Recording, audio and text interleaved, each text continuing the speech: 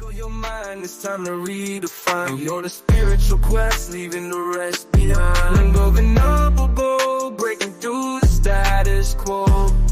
We untamable, watch our spirit elevating consciousness. Yeah, we on the rise. No system can hold us down. We're reaching new heights, breaking through the chains, breaking through the wall. Ungovernable energy, watch the empire fall. Watching in the norm, shedding no beliefs. Seeking truth and purpose, finding inner peace. Unleashing our potential, setting our souls free. Ungovernable spirits, changing our reality.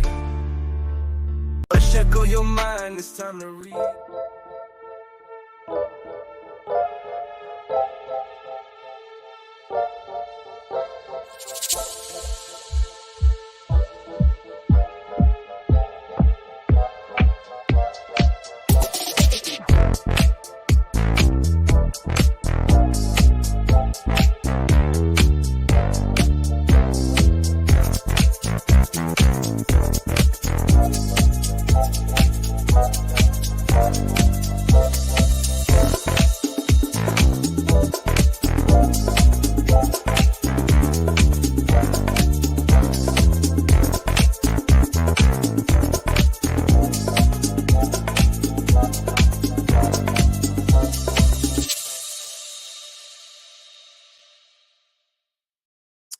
Well, hello there. Happy Sunday night. This is Ungovernable. I'm Matt. Jocelyn. Yeah, The what were day you gonna after say? May 4th. Oh, May that the 4th. yeah. Not even Star Wars. Yeah, the day after Star Wars. Yeah, Fill in the derogatory word. but I thought it was April still. So when I learned it was the 5th, Yeah, I was like, that's cool. yeah. So anyone who's unfamiliar with this show, we talk about stuff to help keep your mind open. And so the people that would want to close your mind to control you aren't able to. So I think we have an awesome show lined up today. And so we have an awesome guest as usual.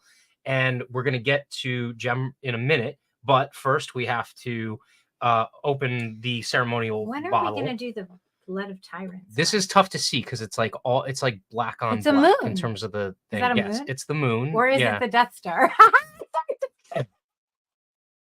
Good for you, right? Thank you. Have a good night. It's the end of the show. George Lucas, please don't sue us. This is it's called Gaelic or Gaelic Rouge. Oh, I like the Irish. Yes, yeah. And Gaelic Rouge. yeah, so it's from No, that's not Gaelic. the region of France that it's from is Gaelic. I thought you were going to say it's an Irish wine. It's red wine. It's as usual Merlot, Syrah, Dura, and Brocal. One day we should learn what all that means. Yeah, there's a lot, and I don't know. Again, dry farm wine. Dry farm wines. And another note. So at the midpoint of the week, I was like, you know what? I'm stopping 99% of my drinking. So you all who join us will be the only ones that actually see me imbibe in any kind of alcoholic beverage.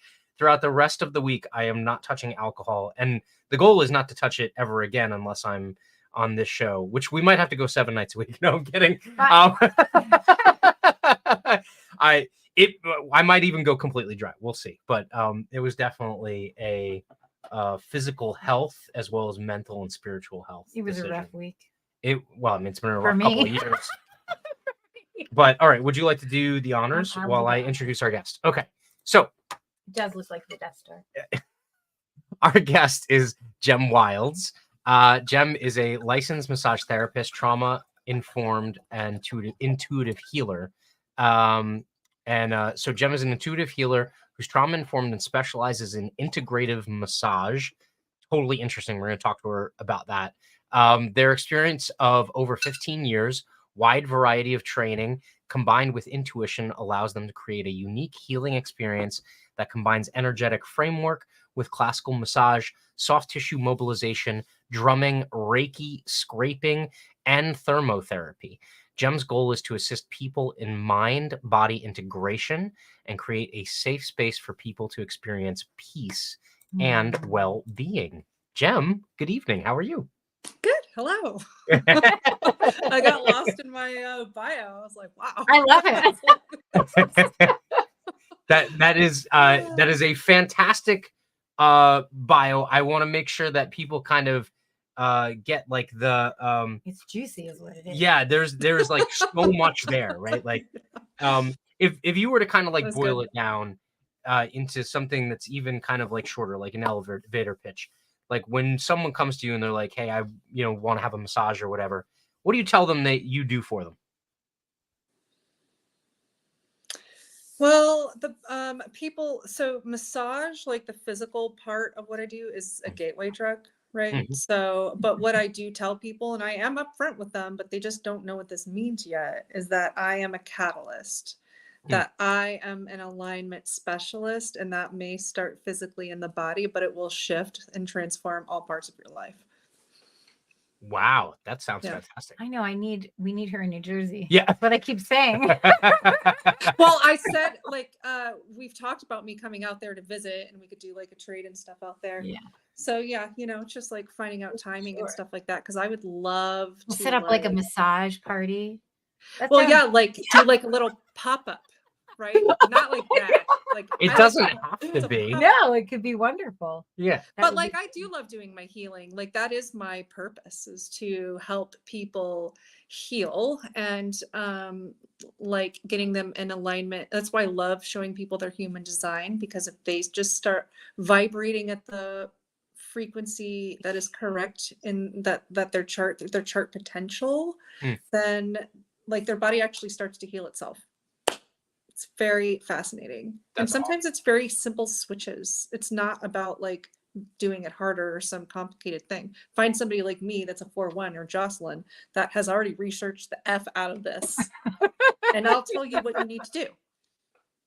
So Jem is one of the people that, so we're both alternate appetite.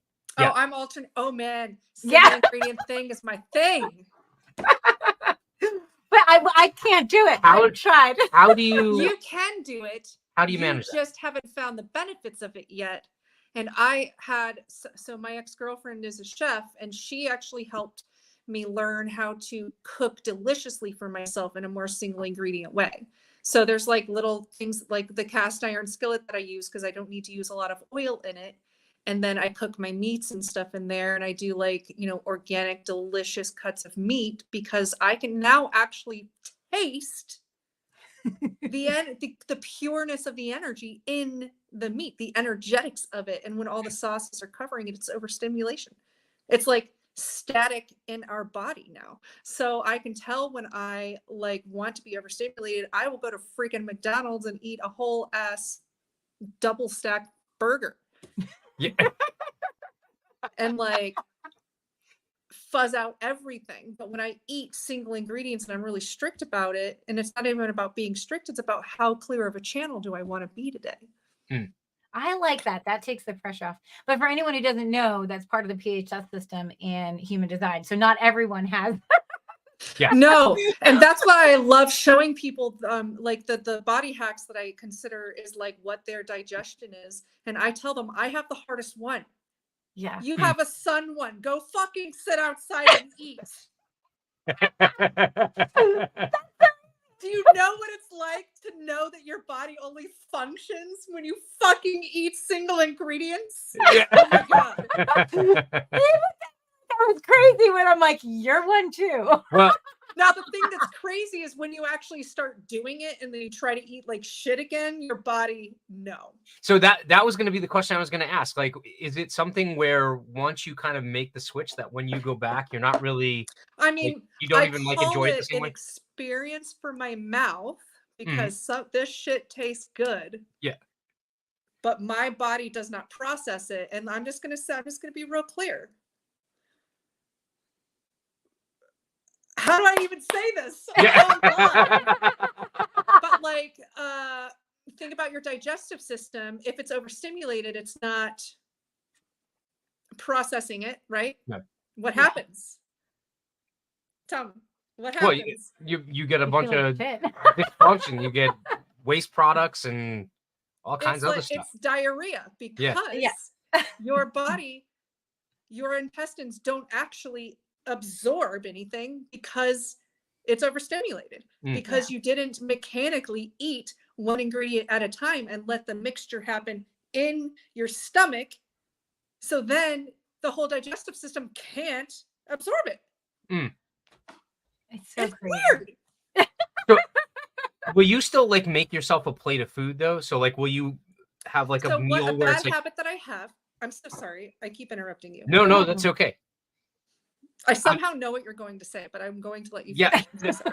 I'm just thinking in terms of like, the Chinette divided plate, right? Like, do you have like a piece of meat or something that you have to eat first, and then you have the single ingredient vegetable or whatever that you eat next, like, or is it just your meal is one ingredient and then next meal? So that's kind of like, that happens more often than not. And I've been really wondering if like, because I'm supposed to be alternating, if I am out of alignment by eating like that, because I do that a lot, especially in between clients. So something I like to do is make like a homemade nut mix of my favorite nuts. I don't really like almonds. I love cashews. I love pumpkin seeds. I love sunflower seeds, but sunflower seeds and pumpkin seeds are too small to mix together. So sunflower seeds I'll often, so what I do is I actually have a bunch of glass jars in my pantry of various nuts. And then when I like, that's one of my, the best ways for me to get fuel, like, especially for clients. And so I'll go stand at my pantry and like, just open up various jars and start eating the nuts. Like whichever ones, I'll just alternate between them.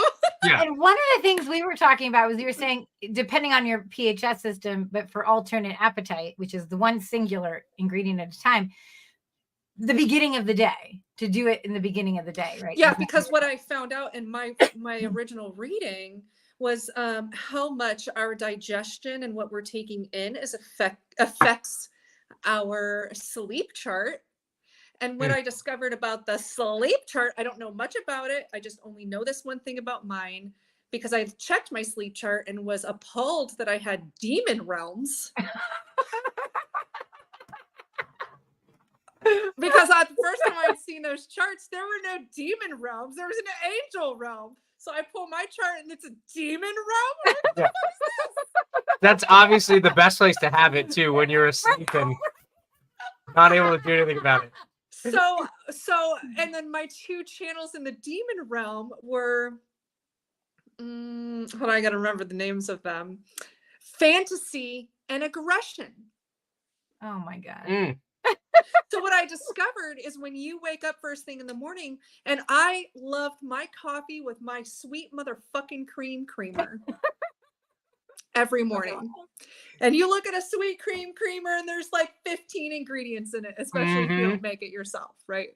So I was starting my morning off with that every morning. And at my reading, I fucking found out that if you do not start your day with a single ingredient, that your sleep chart seeps into your daytime. Oh my God. What is happening to you? Including the demon realm. Fantasy and aggression. Do you know what happens when I go eat Burger King? I'm aggressive. Yeah. It's actually really interesting. And so it's like I'm a gremlin when I go eat these mixed ingredients. It's like, do you remember that movie? Like where they put the water on it, like the things are popping out like off of them, the little gremlins or whatever. Yes, yeah. But it's interesting because you don't notice these things until you actually start eating single ingredient. But you have to really shift your perspective on what is single ingredient for us. Like I would love to start drinking raw milk. I just need to find a place that I really like, but I still drink whole milk right now. I really... What you was can the website? go on thefarmmatch.com or getmilk.com. Yeah, if you go on, wait, is it Get Milk or Real Milk? I mean, Real Milk. Yeah. Don't get milk. Yeah. Yeah, especially like with this bird flu thing happening now too. I'm like, fuck. I mean, we just had someone on as a farmer from a dairy farm who does raw milk, and it's like it's antibodies. Like when you're drinking the raw milk. Yeah, so he was talking about how so it doesn't affect that one as much because they're trying to, and I know that some of this shit's propaganda. So there's a part of me, because I'm a 4-1 that doesn't know enough. I'm afraid. No, fair enough. we actually what was it, 2 weeks ago? Yeah, no, yeah, 2 weeks 2 weeks ago, the farm, they might actually be in the chat. They're up in Michigan, and Michael, the farmer, was basically talking about, he was like, even when, regardless of what it is, bird flu or whatever, just kind of like a mother with a baby, right? When the animal gets, say, exposed to one of these things, it starts to create antibodies to it. Okay. And so the best way to actually get antibodies to those things when it's circulating, because bird flu doesn't just circulate amongst cattle, right? Like it technically typically only sticks to birds, but most people get But exposed. it's like moving now. It's like weird. It's Yeah. interesting. Everything's morphing. It's very interesting. Yeah. Well, we are careening towards 2027. So, But see, I don't fully understand what that means. I keep hearing different things. I keep hearing like something about interdimensional like splits, things about like quad right like I keep hearing so many things, and in my mind it feels like it's going to be this big dramatic shift. But what if we get there and it's just like 2000 when we switched over from 1999 and it was like, Oh, Y2K. well, you know? that's actually a very interesting analogy, because there's a ton of stuff that happened in the year 2000 that wasn't that. And so the one thing I've been thinking about is, like, you told me about like Ra talking about like the next evolution of human and all this other stuff, right? What did he But call then it? I forget the name for it. But so there's like, I'll come up with apparently it. like whatever the next evolution of human is or whatever. But my thought Not process was like yours. Like, what if we get to that period of time and it's not like a definitive line in the sand? It's this Which kind it of isn't. like slow transition, and there's these things that aren't necessarily like big events that happen then, but they start to emerge at that point in time. And it's just kind of that slow creep that those things finally kind of like get into place. Like, that was definitely a Yeah. thought that was in my head. Yeah. I think the best time. So I don't know if you follow Emma Dunwoody, but the best. No, I'm not Yeah. good at following people. I get overstimulated. Yeah, yeah. The best way I've ever heard it put was she talked about it as being like a place of intimacy. She's like, whereas you get intimate with yourself, you get intimate with those you love, and then she says a lot of fucking people are gonna die, but that's life. Yeah, and that's what's happening. Been happening since 2020. You know, like in 2020. So my assault happened in 2019. I think that was preparing me. Because 2020 happened, and then my ex-husband died, and then my mom died a month later. And in that month, my ex-husband's family started fighting me for custody of my son. And so I could not even process any of those deaths. Yeah. While I'm fighting for my son, they originally, like, and this is in a court in Tennessee, right?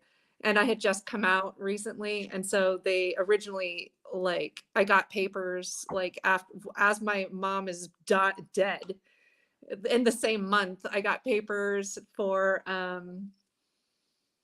emergency custody because I was queer, kinky, and trans, because I was non-binary at that time. And I fought for a whole year and ended up losing him because of my concussion symptoms, because apparently I'm an invalid, and didn't have enough resources to support him, even though now they get his Social Security check for his dad being dead, and he has over $100,000 like portfolio of like real estate and stuff because his dad didn't have a will. So I was like, I don't even know why I started talking about that, but like, oh, right, people are just they're just dying, right? And it's like, we like have to learn how to move through it and shift through it, because there is something happening right now. There is a shift happening. There It is interesting. And like, especially like what happened with me at this Newport job that like I can talk about if you guys want, but it's just like really interesting to, like, the awareness is shifting, and like I can no longer exist in places that are manipulative, which is like everywhere. Yeah. Sort of. There's definitely something like I've talked about pretty frequently in the past, like on the show and away from it as well, where starting in like 2020 and actually if you kind of like put together the path, like the breadcrumbs started in like 2018, 2019 too. Yeah. See, that's interesting that you mentioned the 2019. I've talked to several other people, and big things have happened to other people I know that were big in 2019. Yeah. Yeah. And it's a lot of people have been shaken. So like they had certain belief systems or assumptions about like what life was, right? Or their And security or their safety. yeah, like whatever they thought kept them safe or secure, right? And like all of that has been obliterated, right? And it doesn't matter what your political persuasion is or No, we all have a thing, right? yeah, it's yeah, like it's gone across like all kinds of demographics and everything like that. And so people are just kind of reaching, like they're trying to find home base again, right? Like they're trying to find balance. And you know, I mean, like it sounds cheesy, but like that the phrase like, you know, the only constant is change, right? I think Yeah. a lot of people are coming to grips with that, and so they're having to try and learn how to deal with, you know, change. And obviously, you know, losing a loved one or someone who's significant in your life is a pretty damn gigantic change to have to be able to learn how to deal with, you know, or work. Yeah. But is that actually something that people ask? I mean, like, I don't know. When someone goes to work with you, like for massage, are they kind of like almost kind of like giving you a story, or do you prefer to be like, look, no, I don't want to know. I just want to kind of like feel my way through the massage and feel what's going on? Are you asking me if I don't want to know and I just want to feel things? Yes, yeah. Well, or both ways. I love to hear their story. I Yeah. always want to know what people think that they feel. Okay. And I want to know where they think they're hurting. Mm. I know that I'm going to feel what I feel in their body, but I still want to know what they think, because it tells me the story they're telling themselves. That's so interesting. It's like psychology on the massage table. Yeah, that's why I charge what I do. People are sometimes upset at my prices, but they don't understand how actually intuitive with this shit I am. Like, I literally shift people's energetic frequencies within their freaking muscles. That is something. That is not something you learn in school. Okay. If someone had told me that, what do you think my reaction would have been like 5 years ago? If someone had told me that, yeah, I would have been like, bullshit. He had never been to a massage therapist, and I actually would never spend the money on it for the longest time. But then I started working in the Akashic Records, and I was working with people's energy so much that I needed to do something for myself. So I started going to see this woman, Mary, who is like the best around here. Absolutely. And I have no context to be able to say that. He has no context. I know. I'll have to come out there and do the thing. And so I got him to go. What you got your first massage, maybe like a few months into me going to her. Yeah. And he was so skeptical. He's like, I don't need a massage. I don't need a massage. Right. And he comes back a different person. Yeah. I'm telling you, it's so interesting. It's like you're drainoing your energy when you're with somebody that knows what they're doing. Yeah. And sometimes you have people, like I was doing that for a long time, not knowing what I was doing, but it was draining me by not like anchoring into my guides and like spirit and stuff like that. But now I'm just like this channel, especially with intention. And like today for the TikTok live, I did like salt and protective crystals underneath the table so that I wasn't taking into my field all of the viewers and stuff like that, because like it was draining me. I was like kind of dead for 2 days after these lives, right? Especially when I have like, you know, up to 1,400 people watching and stuff like that at like one time, which is kind of wild. And imagine if it like gets even more popular like that. I can't be in my client's energy and shielding us from all of that energy too. So it's like awesome to like start creating spiritual practices that you're just like, it's kind of weird. Like I am still very much wanting like love in a relationship, but I have really settled into the fact that I am like a shaman of a sort. And like, that's my duty and the things that I do. Like, I don't like the eating like shit that's not like serving my vessel, but the, you know, more and more I make choices like in the people that I have around me and the not going out late at night and like not partying all the time. Like I made these choices to like in honor of my path, because it's like, this is important work with what I bring people through, and you can't like fuck around with their fucking energy. If I'm not taking care of myself and I'm like out drinking every night and like letting people use me, or like, you know, feeling bad about myself in the morning, and I'm bringing that energy to my clients, that's like energetically irresponsible. That's an incredible point, because I think a lot of people who aren't responsible. Well, no, they're not. They're horrible. I've done massage. They don't even think about it. No. And I think the juxtaposition to that too is, so we talk to a lot of people from a lot of different walks of life, a lot of different perspectives. And what you just said, in a certain context, someone who is, say, like, you know, like a mainliner religious conservative has a lot of those same, whether it be practices or beliefs that kind of like guide them from the standpoint of like, call it whatever you would like, you know, sins, or right. You know, you could call it karma if you're a Buddhist or something, right? Like all of these different kind of walks of life would have something similar to say. They might use some different language, but like that's something that's become painfully apparent to us like the last at least probably 6 to 12 months is, you know, you're taking in other people's energy, and then you're also sharing it with them, and you really got to check yourself, like, what am I being exposed to and what am I providing, right? Y'all. I grew up in the Christian church, and my dad went southern. This is what? Good. you just went to the South. I like it. You went y'all. Yeah. And y'all, I used to hate that word until I became non-binary and realized it is the most gender inclusive phrase. So I like it now. It's a little bit of my draw, whatever. Yep. So, but I was raised in the Christian church. And I am autistic.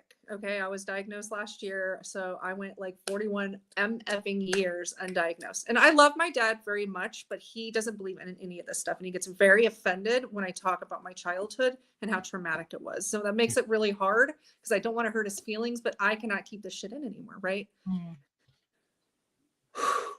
Christians, growing up in the church, I was told Christians were love. And so what I believed I was feeling from the people in church was love.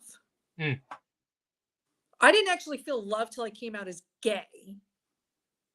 And it wasn't even like, and it was after my assault, because it started my self-love journey. So actually the first time I actually felt real love that was like intentional was my own love, a year into my self-love journey.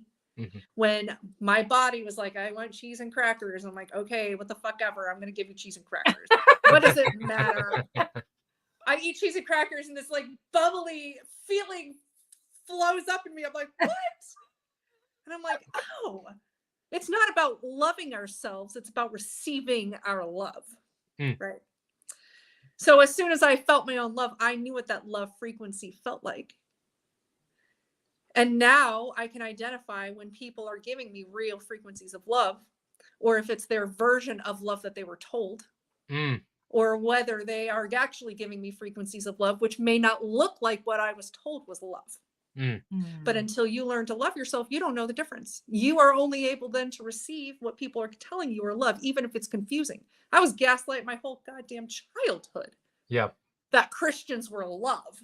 I never felt love. It was weird. And as a quad right, you know, like what people pull from us, that's what we are. And I was told I was a sinner. I was told I was this. I was told I was that. I lived in shame. And you want to talk about Akashic records. Oh, I'm so interested in that stuff, because what started my whole journey was I got an Akashic reading, and it was the year of my assault. So it was like later in the year, it was like October, November or something like that. She had several timelines that she went through, but the one that like literally changed my existence was she had a current life timeline. And she said at age 6, you took on a spirit of negativity and shame around your sexual organs. I have very few memories of childhood because of how traumatic it was. But one of my memories, and I remembered it clearly, was age 6. in Beeville, Texas. I'm in my dad's room, and he is leading me to accept Christ into my motherfucking heart. Oh man, could you? When I found that out, it crumbled my foundation, because I was having a hard time at this point letting go of what Christianity was for me, because it was my whole existence was built on it. Now, I'm undiagnosed autistic. And I was in a legalistic Christian home where when I became an adult, I was severely unequipped for what real life was like. It was embarrassing. Now, looking back, I feel so honestly sorry for myself, but I've worked really hard to get to this level of awareness. Yeah. And my brain injury, for whatever reason, fucking helped me get here from the assault or whatever. So, all that to say, Christians say that they operate at this frequency of love, but it's not. It's like shame. And as soon as we cleared with that Akashic reader, we cleared that spirit of negativity and shame, within 5 months, I came out, and I feel more who I am than I should have. It's shocking. The thought that I could be gay when I was young never occurred to me, because I was going to hell if that happened. It wasn't an option. Yeah. It wasn't even an option. It wasn't even I knew I was gay and I was hiding it. It was it didn't even occur to me. Two things I was thinking of when you said that. So that's the beautiful work of the Akashic Records, is everything is instant, and then you just have to rewrite into your future. Yeah. Which is super cool. That is so cool. But the other thing is, I grew up with a Polish Catholic grandmother, and her thing was literally shame on you. That was it.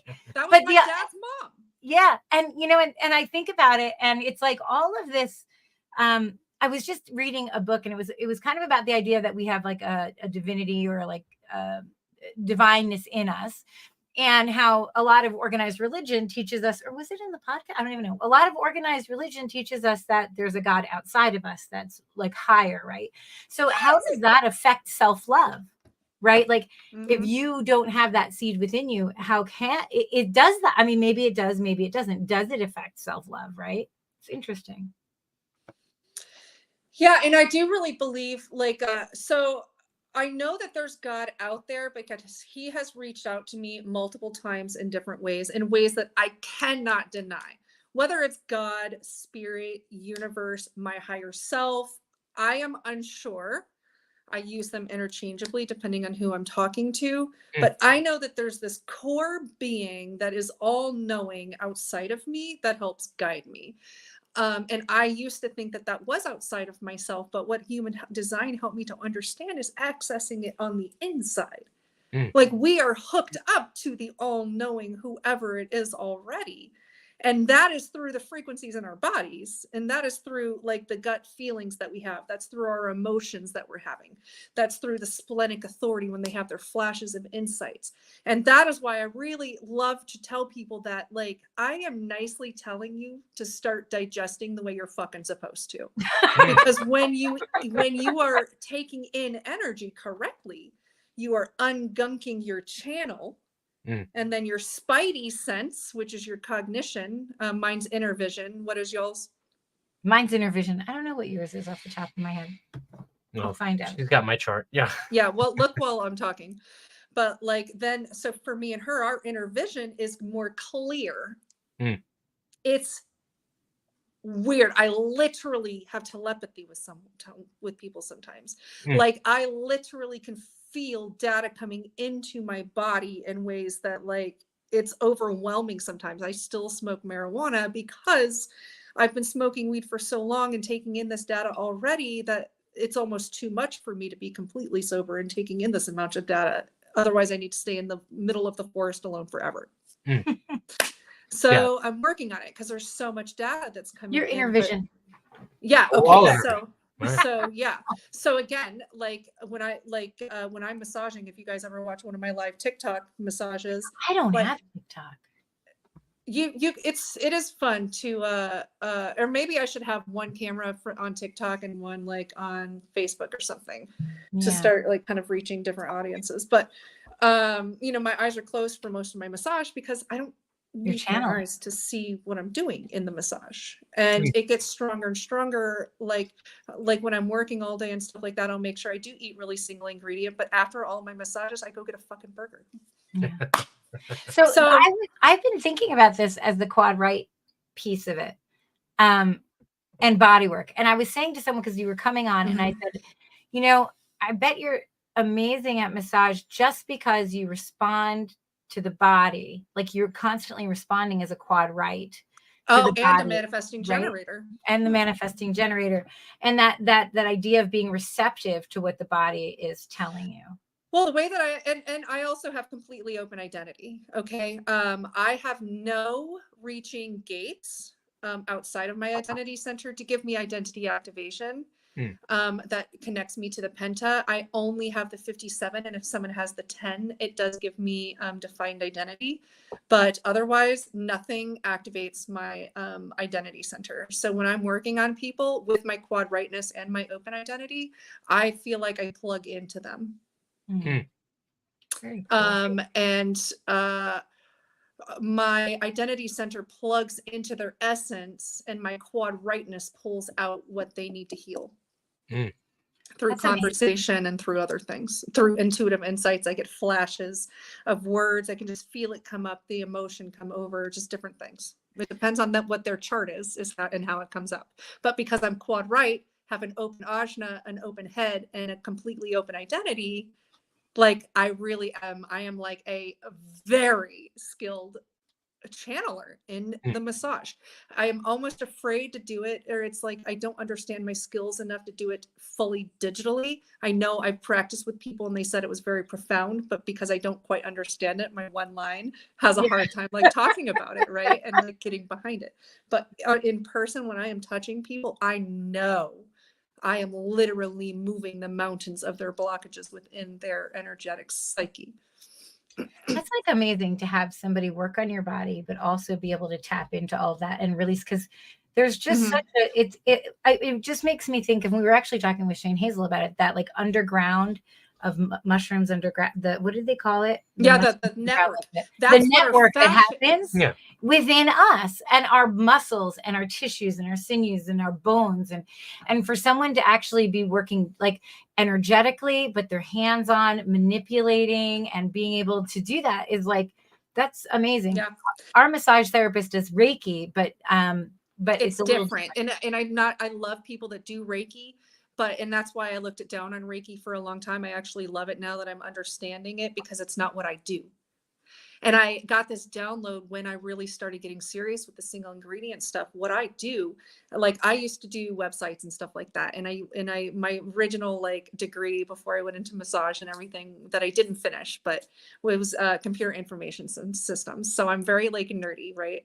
So think about like the data streams, like in the computer, right? The way that it's like flowing, that is what our MFing fascia is. Those data streams are woven into our fascia, and those data streams are what hold the emotions. It's what holds the trauma. It's what holds our memories. It's what holds all of the things in the blockages. So what I believe in the download that I got, because I am now a very clear channel to spirit, is when I work on people, I am bringing them back online in their fascia, in areas that they have been broken or disconnected or disjointed from. So I'm like bringing their fascia and their data set back online so that they can have like access to it again. Right. Yeah. So I don't actually like I don't often get people that need to see me like every like week forever. I do have people that just love me regardless, and they do come to see me monthly, but most people get better after a few sessions. Yeah. So are you a fan of, I'm just getting, so my background's in expressive art therapy, and I know a lot about movement therapy, but I am fascinated right now with somatic release with repetitive exercise, repetitive stretching and movement. And that's what I do in my massage. You really should watch one of the live ones, because I think you'd be able to pick up a lot of stuff from it. But go ahead. Sorry, go ahead. So is there anything that you could, like, if people wanted to just kind of maybe do something along the lines of like a somatic stretch, is there anything you could suggest just to like get to feel kind of the network inside of them? No, honestly, I will tell people to do like intuitive movement, like music. Find a song that really makes you move, close your eyes, and feel into your body. Mm. It's like doing people. what? That's hard for a lot of people, right? You I know know. what that sounds like? It sounds like 5 rhythms. I love the 5 rhythms. Have you ever heard So- of 5 rhythms? No. Oh, we'll talk about that after. Yeah. So, and I do notice that. That's why I call massage my gateway, my gateway drug, because when people are locked in their bodies and they can't breathe into their lungs. Okay, so here's one of my philosophy, right? And this is why COVID's such a big deal. Prana is life force energy. Yeah. Prana is carried into our bodies by breath. Okay. Most people only breathe to their upper chest. Mm. And if you think about that energetically, that's only like, that's all of your esoteric self. It's nothing physical. Mm. Right. So, part of why I really incorporate breath work into all of my massages is because I'm helping people bring their life force energy and connecting it to the rest of their chakras that then ground them into the physical world. Okay. So getting them out of their head and into their bodies. But then when I need to talk to people on a more scientific level, what I'm doing is that most people breathe into their sympathetic nervous system into their upper chest. They're activating their sympathetic nervous system, the fight or flight. But when you breathe into your lower gut, and I say lower gut, but it's just expanding out your diaphragm. I tell people to puff up their whole tummy, breathe all the way down, push that diaphragm down, because then you're activating the parasympathetic nervous system. And I do that while I'm working with them on the table, because then it gets their body out of fight or flight while I'm doing work on them. So they're not fighting me and they're able to receive the work better. And they're actually leaving relaxed. And they're getting their mind out of it because they're like being present with their breath. So it's like exactly like I'm actually able to move the energy because we're releasing the patterns. And then when, based off their conversation and things that we're talking about, I literally change their perspective on things. Like, I hate this shoulder. Oh, your shoulder is just protecting you. And I know that it hurts when it's in a pattern. It's like just like changing their story, because changing the story that we tell ourselves is how we timeline shift. It's how we up level and change our lives. Changing the story is how we step out of the narratives people have created for us and create a better life for us. Because otherwise, if we don't know that we can do that, we stay in the stories that people have created for us. Nobody wants to do that. Yeah, it's a what's the word I'm looking for? It's like a colloquialism or something, like the idea that, like, if you've tried all the right things but they end up wrong, maybe you need to try some wrong things, right? And it's like the issue is, though, that saying essentially means, like, you're just basically throwing as opposed to trying to hit the dartboard, you're throwing the dart like behind you, right? Like like what I do like about the fact, like our exploration, I think I've glommed onto your exploration a lot, but our exploration has been, whether it be human design or a number of other things, has been at least trying to find which direction, right? Like to throw the dart at, what is not the dartboard, right? And what's your profile? So I am a 6'3" generator. Oh, well, that makes a lot of sense. Up on the roof. Because me and Jocelyn are not throwing darts behind us. You are. But believe me, I've been told, get on the train or get left behind, basically. Yeah. Like, you are the one throwing darts in crazy places. Me and Jocelyn are researching the exact angle with which to go. You will have tried it 15 times before we ever do it once. Absolutely. How's that 6 line coming along for you? Man. Woo, baby. I bet your 6 line, every time your 3 line needs to go fuck around again, it's like, we've done this. Yes, yeah. What's funny is when you put your human design in the context of, so like you were talking about, you were talking about kind of like your religious upbringing before. Uh-huh. And the one thing I would say to that is I've met a ton of people whose even their religious beliefs over the last handful of years have been shaken. And so they haven't Yeah. necessarily 2020 did me in good. Yeah. they haven't really shed necessarily the specific kind of like higher level faith, right? Mm-hmm. All of the dogma and stuff like that, they've really begun to question. So like I've advocated a lot of people read The Immortality Key because it was passed along to me by Shane, and it's something that's eye-opening because it talks about direct communion with, you know, like what you were saying, whether it be God or your higher self or whatever, right?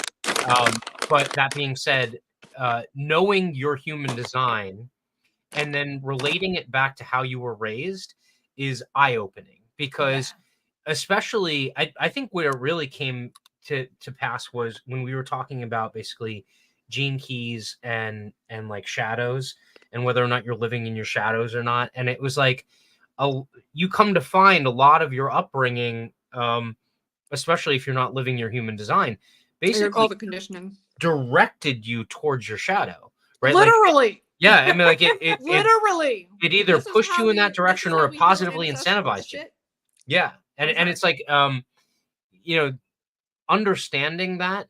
And again, we're completely, you know, non-denominational, so to speak, right? So like however you get to that conclusion, whatever you need to call the stops on that bus line to get to Mhm. that end point, whatever. That's you use how I whatever feel word you for want. the most part. The thing is, and this is why I'm so angry at Christians, because they're not getting to the end point.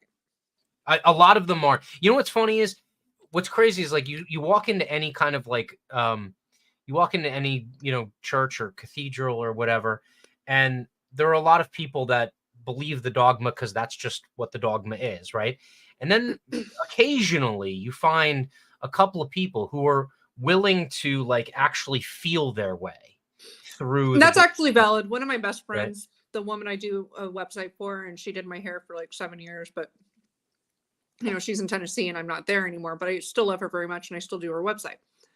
But she is a Christian, and it was really confusing for a long time, but what I realized is that like it's not about being a Christian.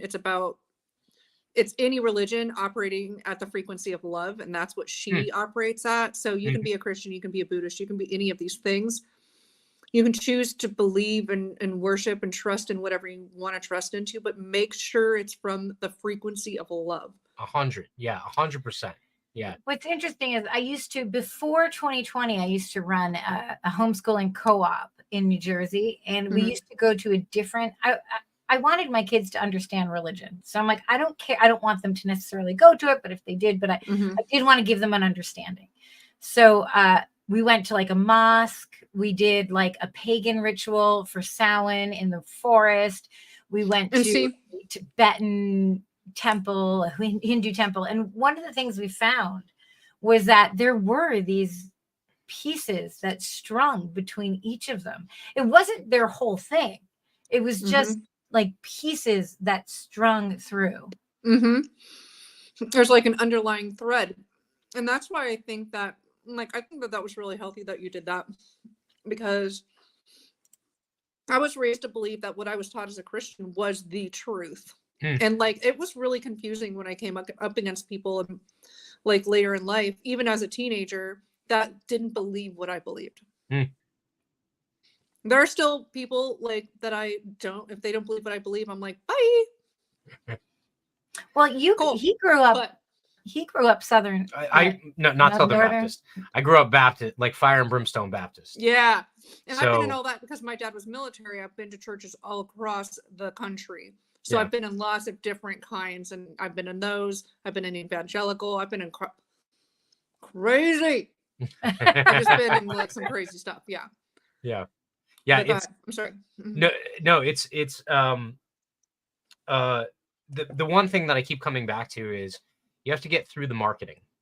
So so much of a lot of these institutions, a lot of these organizations, even some of these corporate cults that have been created, a lot of it is marketing, right? And they wouldn't exist if there wasn't an element of truthfulness, right? The key is how big of a mountain of bullshit is piled on top of the truthfulness, right? And so Oh man. to So Jocelyn's credit, she helped our kids at least be able to experience, you know, a lot of bullshit, but and I also freaking a lot of love those that commonalities. She did that. Yeah. It I was think it's fun. cool. We had a You're huge giving them a group, too. true choice, which is what is healthy. What was really cool is I wouldn't go to a place unless they could so homeschool kids are really funny and they will ask a lot of really insane questions. And I wouldn't go to a place unless they would let us have a sit down and question answer session. That's cute. And so some of the ones we went to later, the kids would reference the other places and question it. And I think that was really cool. And see, I really love fun. that. And in my family, asking questions really was not, it was met with arguing, and like it wasn't a safe place to ask questions, right? For a one line. Oh my God. Yeah. I love that you do that for your kids. You're trying to understand infinite concepts with a finite mind. You can't do that, right? Like that I always got that, right? It was what's funny is one of the movies that I love is called The Big Short. That's a good one. The backstory of one of the guys who's like one of the hedge fund managers is he's at Jewish school, right? And he's studying under one of the rabbis, and they were like, he's a great boy, he gets good grades, and she's like, what's the problem? He's like, he keeps trying to find inconsistencies in the word of the Lord. And the mom goes, well, has he found any? Oh, no. I'm telling you.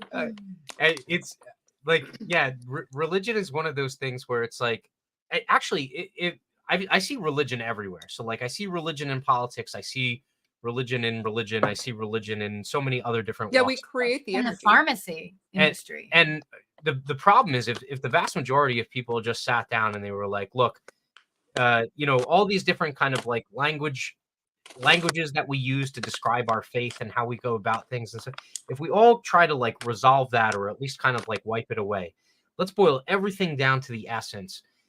Like, most people want exactly the same thing.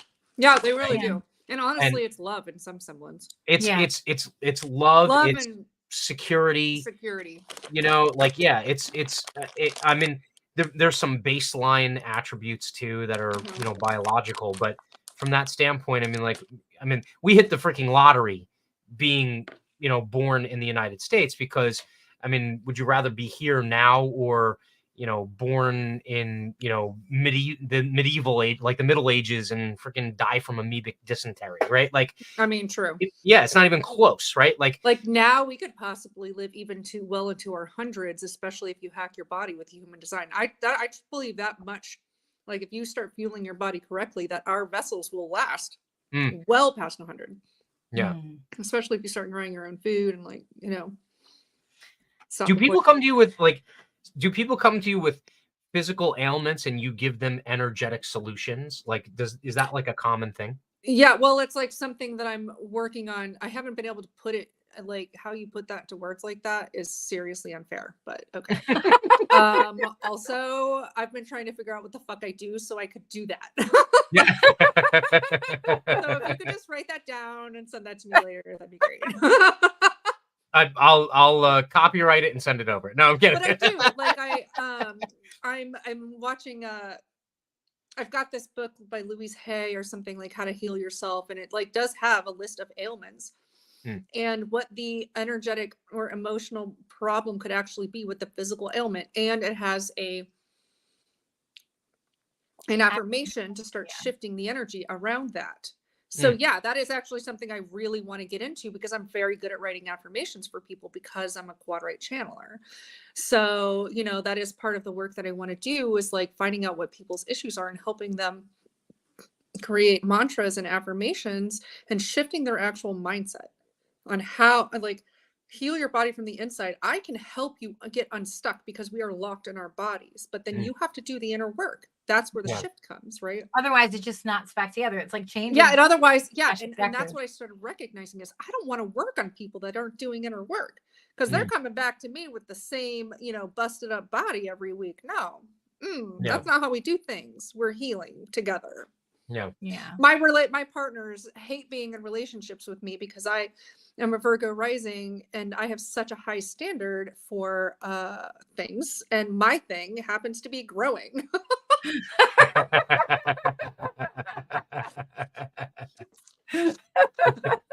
We've talked about the same problem 3 times. Get the fuck out of here. Dude, it's so bad.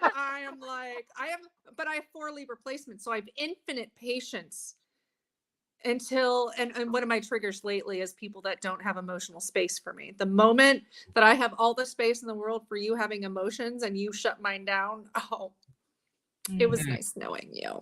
Yeah. Yeah.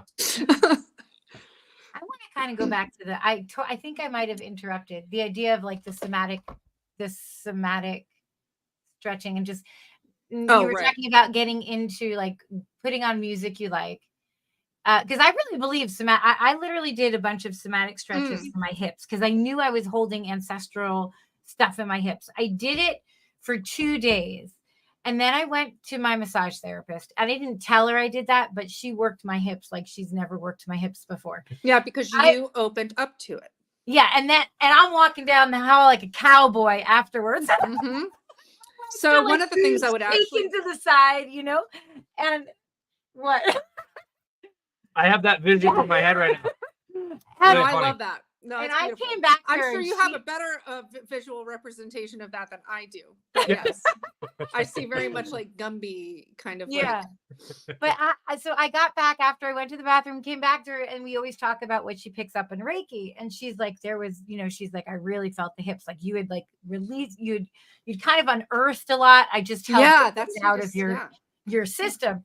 And so I really believe that like just moving our body, and I've always believed it, but just moving our body. And I believe there's a certain thing to repetitive movements. So like if it were me and I was going to talk, I don't know if this is correct, but I would say, put some music on, you like find like the small repetitive movements that want to happen, and then kind of feel into the repetitive movement, maybe making it bigger or smaller in those areas where you might hold something. But I do think it's also perfect just to move your body alone. I feel like if you want to get into that somatic piece, but maybe it's not needed. I don't know. What do you think? Well, part of what I was going to say a minute ago that I just thought of was, I think that even more basic that I would suggest people that like really don't have, because I feel like intuitive movement, honestly, you kind of need to know a little bit. Otherwise you're going to fucking hurt yourself. Mm. So I've been working on trying to figure out how to even explain even the most basic things. So I think a big part is people starting in breath work. And I don't know if you've heard of the BEST technique, bioenergetics. And Dr. Sue Morgan wrote a book on how to do it from home. But they're like one of the things that I started with is I would take a big deep breath in. Like to open up the heart chakra, I would take a big deep breath in up into and like bring that like breath and awareness to like my mid back where my heart chakra was. And then I would tighten it like with my literal physical muscles and breathe into it and like sit with it for a second. And then you let it all go. So that's actually a very somatic thing. And it's connecting your breath with your body. You can also do that. Like she also teaches how to do that technique in the root chakra. That's actually the one that I started with. And it shows you how to like tighten your Kegels all the way really tight. Take a big deep breath in, and then you let the Kegels out halfway. Or, I don't know how to refer to that for all genders. I've got to think about that. And I'm in the moment right now. Sorry. But, like tightening that area, like your flow of pee and stuff, like you let it go halfway and you hold that and then breathe into that. And that like actually brings the awareness back to your root chakra. It's like an energetic technique to heal your different chakras, like bringing the awareness to that chakra area and like tightening around that area, that energetic area. So even if they don't know what they're doing, if I'm like guiding them through, like tighten your back, breathe into your back, hold it for 2, things like that, we're doing somatic stuff there. But that's like a really, really easy way. But then otherwise, like tabletop and like do gentle circles and breathe into your torso. Mm. I think guiding people to breathe into their torso is the important thing, because so many people are still bracing their rib cages and tightening their intercostal muscles, so everything's shrunk, that it's important to get into their body and breathe into it when they're moving, because that's what creates the new space and the new patterning, right? There's also, when you were talking about the breathing and the tightening, there's like I want to say it's Qigong, or maybe it's Tai Chi. There's a breath where, and also Joe Dispenza talks about it, where you like tighten up the Kegel, then the lower belly, then the upper belly, like actually kind of pulling them in together, breathing all the way up, and then like holding your breath up top while you're holding. See, that's actually one I want to learn, because I heard that that's the one that you do to bring your energy up from your sacral up, and that's one that I've been needing to practice, but I have not. She had me try it once. It was a colossal failure. I love it. I can't. I don't know what it is. I just can't. You have to. So what concentrate you at each stop along the train. Like you don't have to concentrate on each. You stop. can. You just have to find what your mind will click to. Yeah. So one of the things that makes me great having an open asana is when I'm working with my clients, I, based on conversation, can tell how to describe things to them and which analogies to use that they'll understand. Because he's a defined ajna. Are you defined ajna? I think you are, right? Yeah. Yeah, I'm open ajna. Oh, that's interesting. But it's so you have to find his particular key. But but that breath. So what Joe Dispenza talks about is between the solar plexus and the heart. That's where we get stopped. So if you're stopped in your sacral, he talks about. So true for me. Yeah, but it's not. I'm not like a huge Joe Dispenza, but I'm reading his Beyond Supernatural, I think is what it's called. I have that, and I want to read it. He talks about like the root chakra. If you have like root chakra blockage, it's like a sexual thing. It's a focus around sex, around, pleasure, about all that. If you have a sacral, it's the stuckness is about anxiety, fear. That's all. Well, and I think that the root also deals with the foundation and with the like grounding and feeling like safe and secure and stuff like that. I don't know that like I feel like that's also root things. I don't know. See, I don't know that Joe Dispenza knows human design, because I think that should be I don't think he does. I think that the sacral is actually what deals with the sexual energy. Yeah.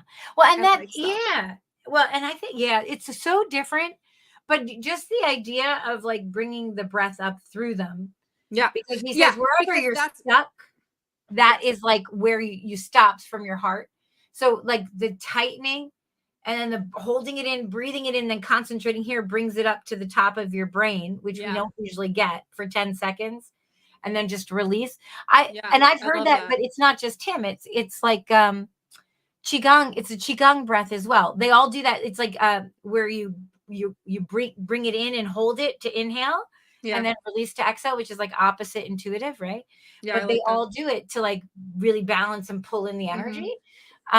I don't know I don't think Joe Dispenza knows anything about human design, but he does talk like he knows the Akashic records and Yoga Nidra, but I don't know if he never references those things. So I'm not sure. And so that's just like people that don't know human design. I feel like they're mostly right, but I personally think that like the 9 center chakra thing is more accurate. I think that's accurate too. Yeah. Do you want to explain that for anyone who doesn't know it? What? Can you explain it for anyone who doesn't know it?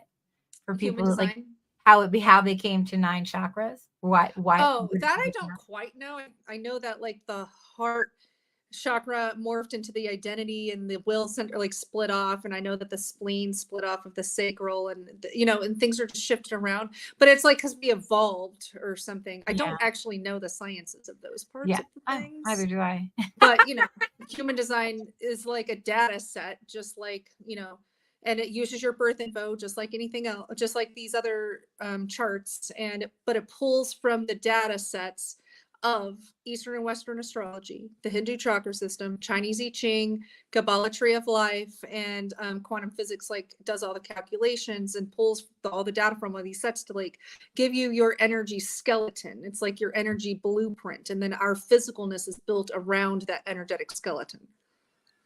So that's why going to the root of your energetic skeleton and making the shifts there will ripple out into the physical body. And to kind of like pull that into, say, like we reference like talking to lay people all the time. You can call them whatever they want, like normies or Right. whatever, right? Okay. If you're talking to a lay person, I think it's interesting that a lot of people will deny that connection, right? Like I know. the spiritual body connection, because there's so many it's like Occam's razor, right? Like, or not Occam's razor. It's like That's the simplest. yeah, I think it's Occam's razor, like the simplest explanation, like all things being equal, because most people have had instances in their lives where it's painfully obvious that they're in an emotional state and it causes a physical manifestation, right? Yes. And they seem to discount those as like, oh, well, that was just an extreme example. That's not happening to me on a day-to-day basis.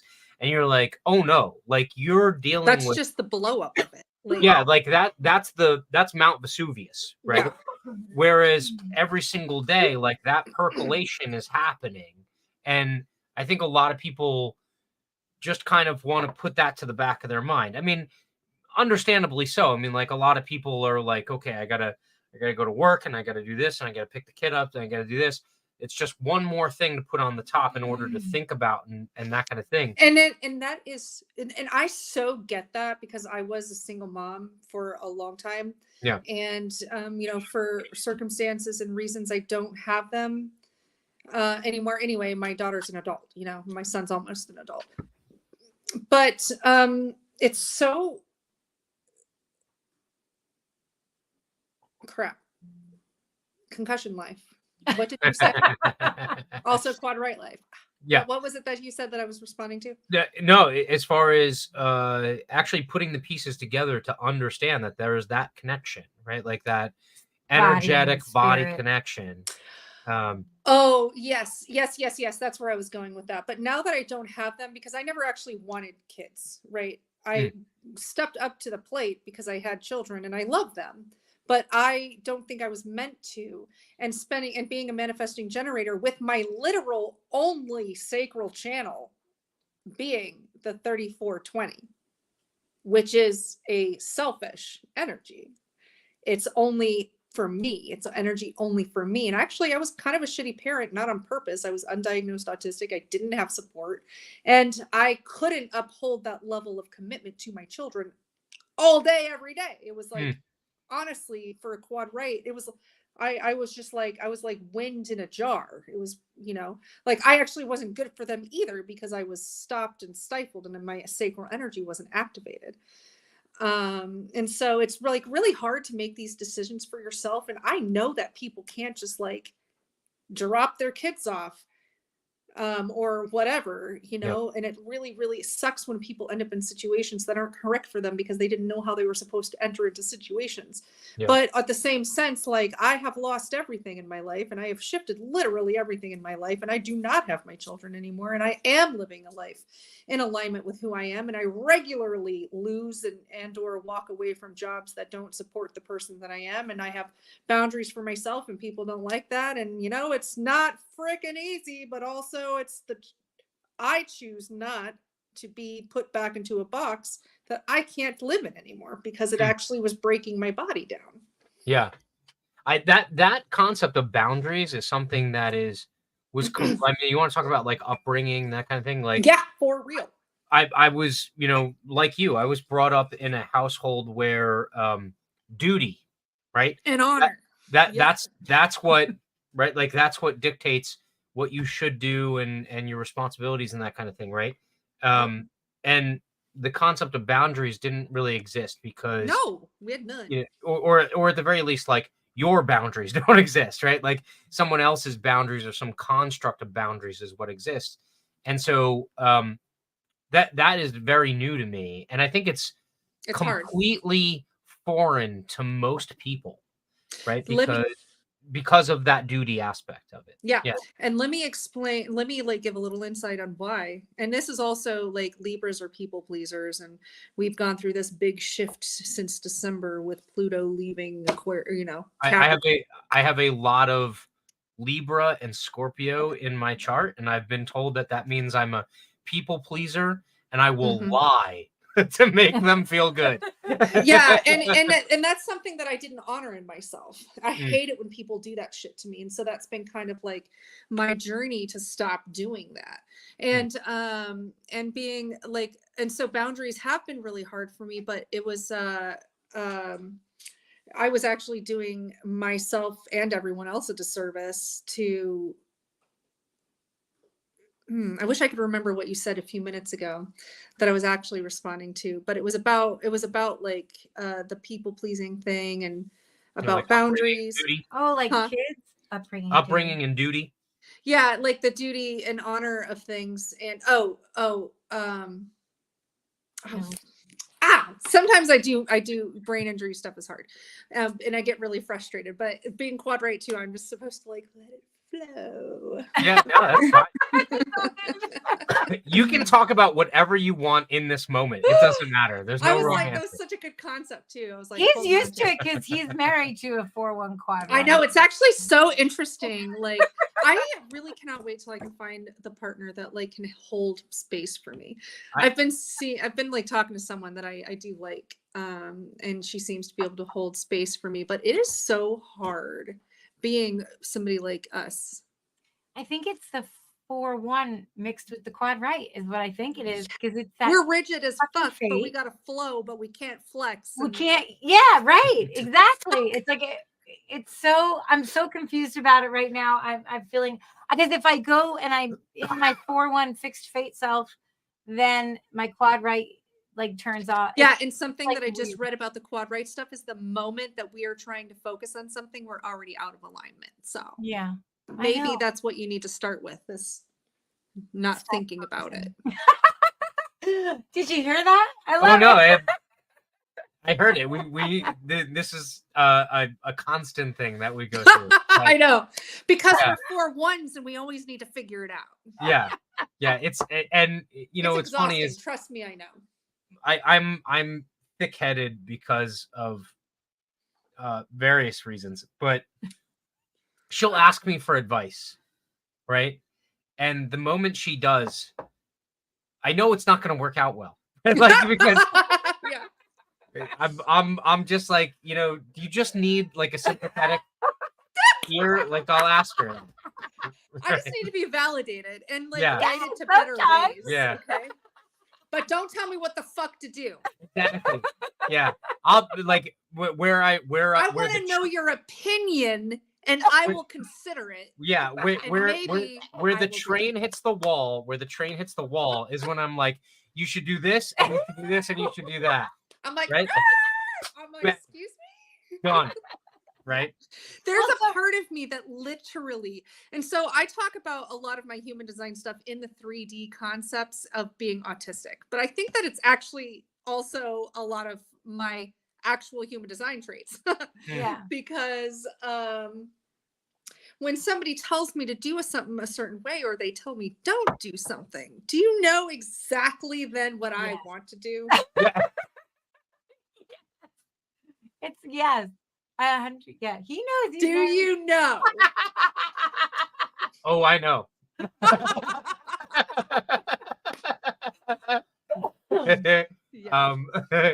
Actually, I'm pretty sure our children are going to have extensive therapy bills because they don't know yet, but they're going to.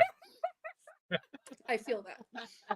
I want to be flexible so bad, but literally, and the more, just like the way I eat food now, the more I don't go against my gut, because in Gene Keys, my power is the gate of harmony, I think 5 or something. So like I literally, and I didn't understand, and I've been smoking weed for a long time, so I didn't understand that I was actually numbing that vibration, that like dissonance. But I literally cannot stand it anymore. And like the dissonance that I feel in myself, what were we just talking about before I explained the tuning fork thing? Fixed fate, doing what you're told not to. Yeah. Oh yeah, thank you. So the moment that somebody tells me I can't, or that not, or something, like I might even agree with them. Yeah, but you can't. That's funny. Yeah, I shouldn't. I know that. But I'm gonna anyway. I'm like, oh, you said that wasn't a good idea? Okay. But also, I have the 35-36 emotional wave, which is the blow it all the fuck up because I'm bored. So that Yeah. actually does not help things.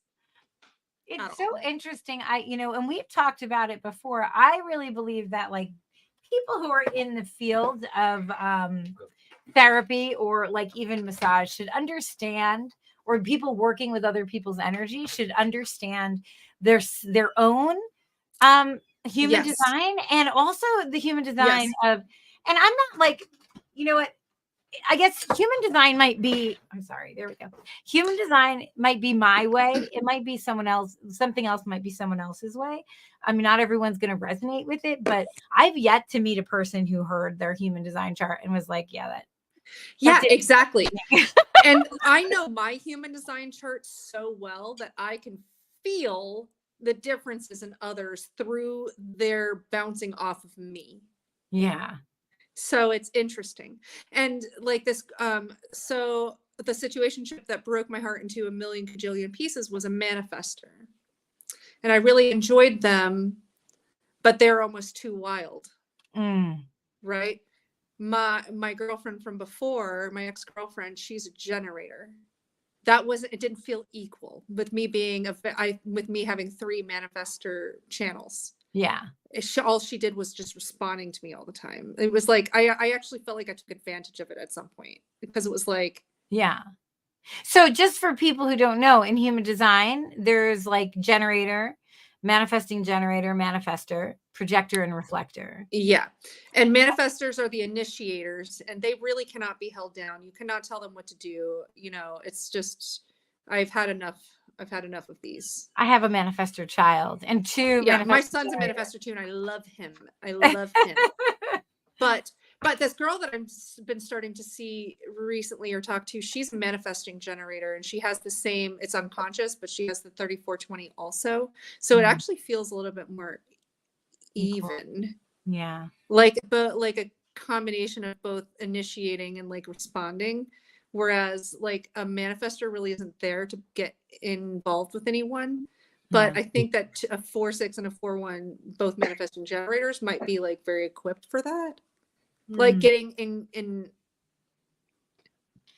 involved, like becoming, like being a part of each other's lives. Whereas manifestors, even when they have families, I think they're really, because I'm working with a manifestor woman right now, and she like does everything for her family, and she's severely out of alignment because manifestors aren't supposed to do that.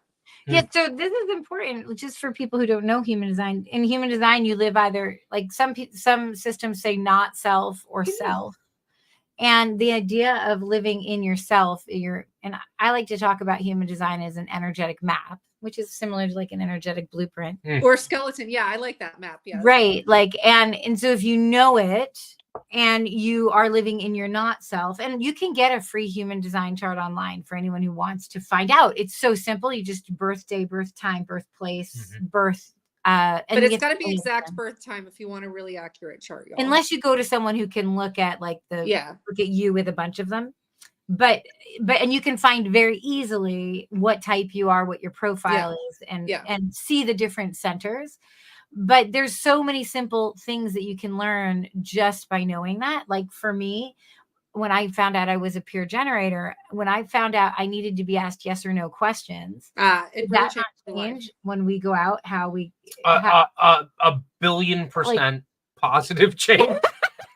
I literally like just need to be asked yes, no questions. It does help me too. And I do have that emotionality where I'm like, sometimes I just want them to make a decision for me. If I don't feel any one way about it, you pick. Yeah. Well, so he'd be like, what do you want to eat tonight? I'd be like, I don't know. Right. Yeah, and I really honestly would just start clicking out. But then he started asking me things, yes or no questions. And that makes all the difference when certain profiles or certain types. Yeah. You're a pure generator, right? You're not emotional. Yeah. I really do really, really work hard He's not emotional. to be jealous of anybody, but I fucking, I'm so jealous of people that are just pure. Right? They can just answer anytime. I never actually know anything. Wait, of what you I'm know what? doing. Just be glad you're not a reflector who has Yeah, to for wait a real. moon cycle. But you know what I found out? The way that my identity is open, I actually am like a reflector. Does that mean you have to wait a moon cycle? No, you don't have to wait. No, but it's the way that people reflect through me. Oh, yeah. Yeah, so I still get all of that, like,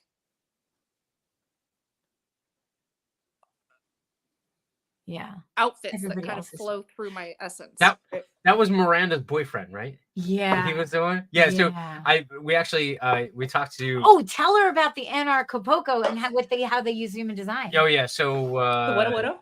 yeah. So I'm a flag carrying anarchist. Actually, I wouldn't even use the word. I'm a relationship anarchist. Well, no, that's fantastic. I think everyone should be a relationship anarchist. I really do think so too. Unless they're in hardcore S&M, in which case I guess it's okay. But so Anarchist is like the convention for anarchists, right? Which is ironic because it's an organized event for people who don't like masters. Don't organize. Yeah. Yeah, I mean, organization is fine, but it's like I guess it's voluntary, so it's okay. It's all right. Sorry, but so they use human design in their staffing team and their organizational team. Yeah. Yeah. And so Miranda, who's one of the team, we interviewed her a handful of weeks back, and her boyfriend projector. Well, reflector. Sorry. And I think he I think he has to wait a moon cycle. He has to wait like 28 30 days to like make a decision. Like, could you imagine? Like, I can't imagine. I would go I'm crazy. Like pure generator. Well, I'm like, now let me give you a reflection on that and why it's actually pretty interesting. Because I mean, if I could master that, I would probably have a much better life. But like, well, you don't need that. You're not a reflector, right? No. But for him, like for a reflector, they are a different person every day because of the astrological weather. So if they make a decision on only a quarter of the moon cycle, their awareness of something, they're not going to be waiting long enough. So they need to feel how they feel about something every day for the 30 days. And it doesn't have to be when the moon cycle starts, it's just the day that they're presented with the decision. And then like having like a little one word journal about every day. And like, and a lot of times for what I've heard from reflectors I know is that they can just feel it after when they give themselves the 28 days. They can feel it towards the end, like how they feel about something. But it's what, it's just like with emotional authority. It's about waiting long enough for the awareness and clarity to come through, which it is annoying. Yeah. But do you want to keep making the wrong decisions for the rest of your life because you don't want to wait a couple of extra days? Well, some people might actually I mean, they do. They do. I'm like, well, this is dumb, but okay, keep doing that. Could you imagine my calendar? My calendar would be nothing. What's your energy, Matt? Your what? My energy. I'm a 6'3" emotional generator. So you're both generators. I see. Yeah. So manifesting generators, our gift is the most efficient way to a thing. So my mind, now that I know this about human design, why would you do anything different? But it takes a lot to get people out of their heads to understand the power of human design. Like the way that you all are resistant to eating. Wine is a single ingredient, y'all. I like pickles, but there's a lot of ingredients in a pickle, but it's one thing. The pickle is still, so don't look at first of all, buy pickles that have better, that have like lower ingredients because the fermenting is okay. You kind of experiment in your body with it. I love pickles. I eat the fuck out of pickles, especially before my cycle. Pickles. So I also love pepperoncinis. I eat those straight out of the jar. So you don't think about the fermenting that are pickled, even though it has other ingredients that it's fermented? Because you're not really. don't know necessarily experiment in your body with it, but my thought is that you're creating, all these ingredients are creating a fermenting, which does something to the thing. Now, technically it is not primal. We're not killing it and putting it on a grill. But also, like, there are things in these picklings that our body is craving sometimes. And I believe, especially because you're generators, it's also very important to eat things that light you up. So if you really like pickles, make your own. Like I would That was imagine, the other thing. If like you I would really like imagine you could pickles, say that yogurt, like yogurt is like one thing. it is like Greek yogurt. Like, I love Greek yogurt drizzled with maple syrup and like having some frozen cherries on them. So like the thing about being alternating is, you know, sometimes we're going to eat mixed ingredients, Scoop of but yogurt. make your own. Yeah, make it simple. So like the simplest Simple. ingredient. Yeah. So if you were to say, like, in a few sentences, why someone would want to know their human design chart, like what's the best, like the most awesome benefit of it? It is literally body hack cheat codes for you.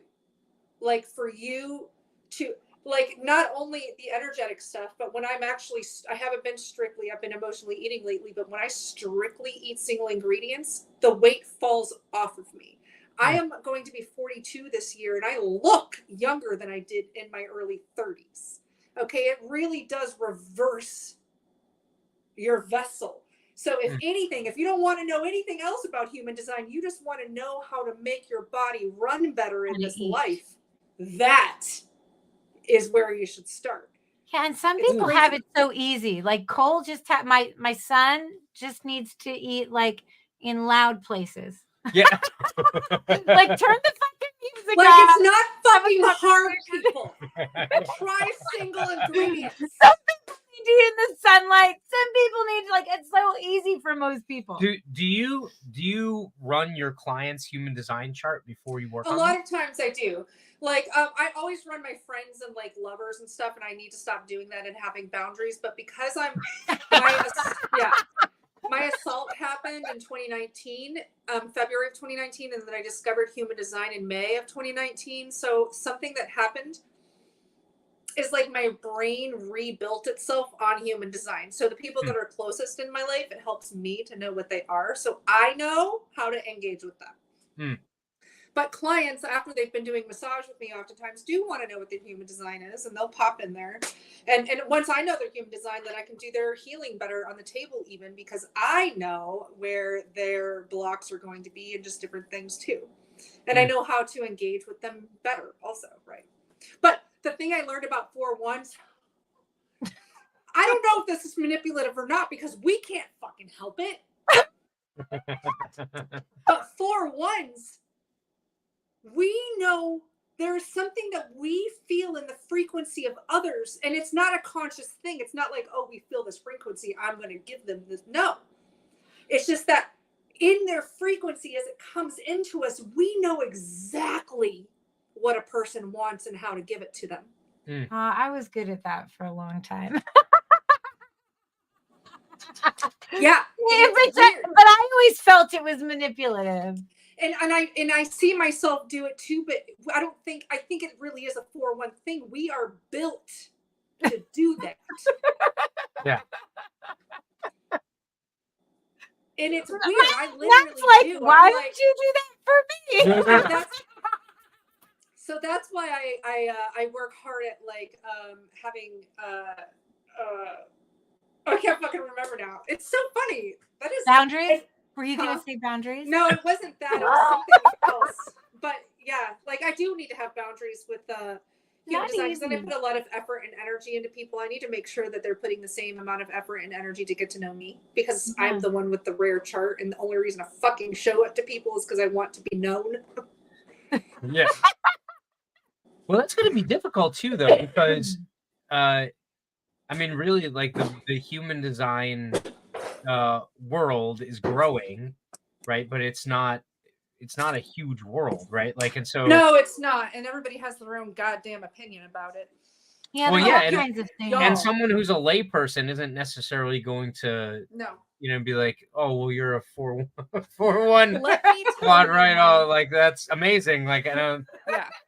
know. Let me tell you my biggest pet peeve in the human design world are these motherfuckers that talk about what it's like to be a 4-1 or manifesting generator or quad right or whatever, and they're not one. Right. And then Yeah. want to argue with me, who is a conglomerate of all of the rare things, and tell me that I don't operate the way I do. Excuse me? Yeah. Isn't that the whole point of human design?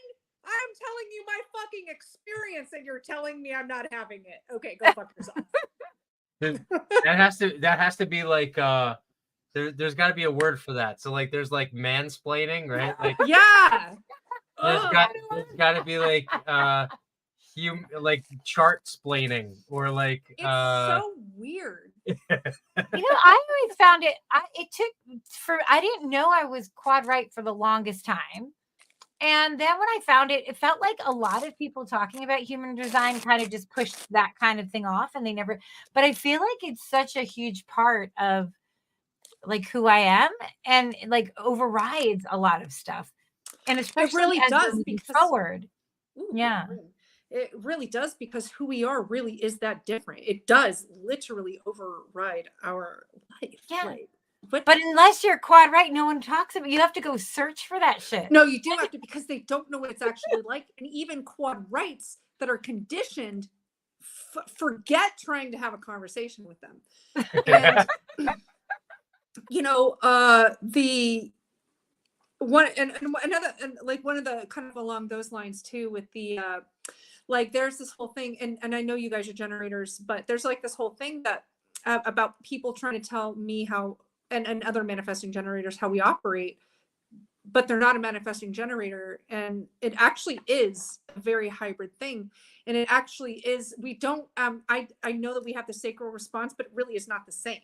It's not the same, because my ex-girlfriend was a generator, and I've got other generator friends, and it really is very mechanical for you guys. But for us, it's different, and I don't know how to describe it.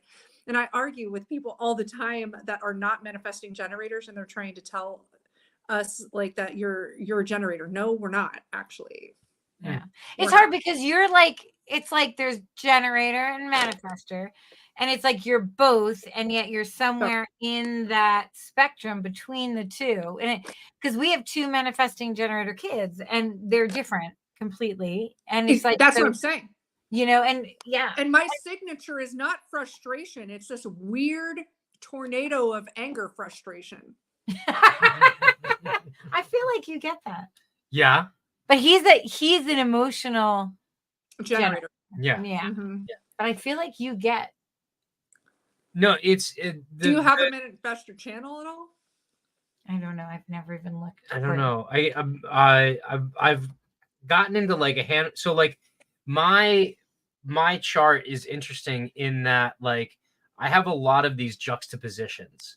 So like I have a lot of things where so like for instance, I have the aptitude to be able to like get into something and be able to learn almost anything, right?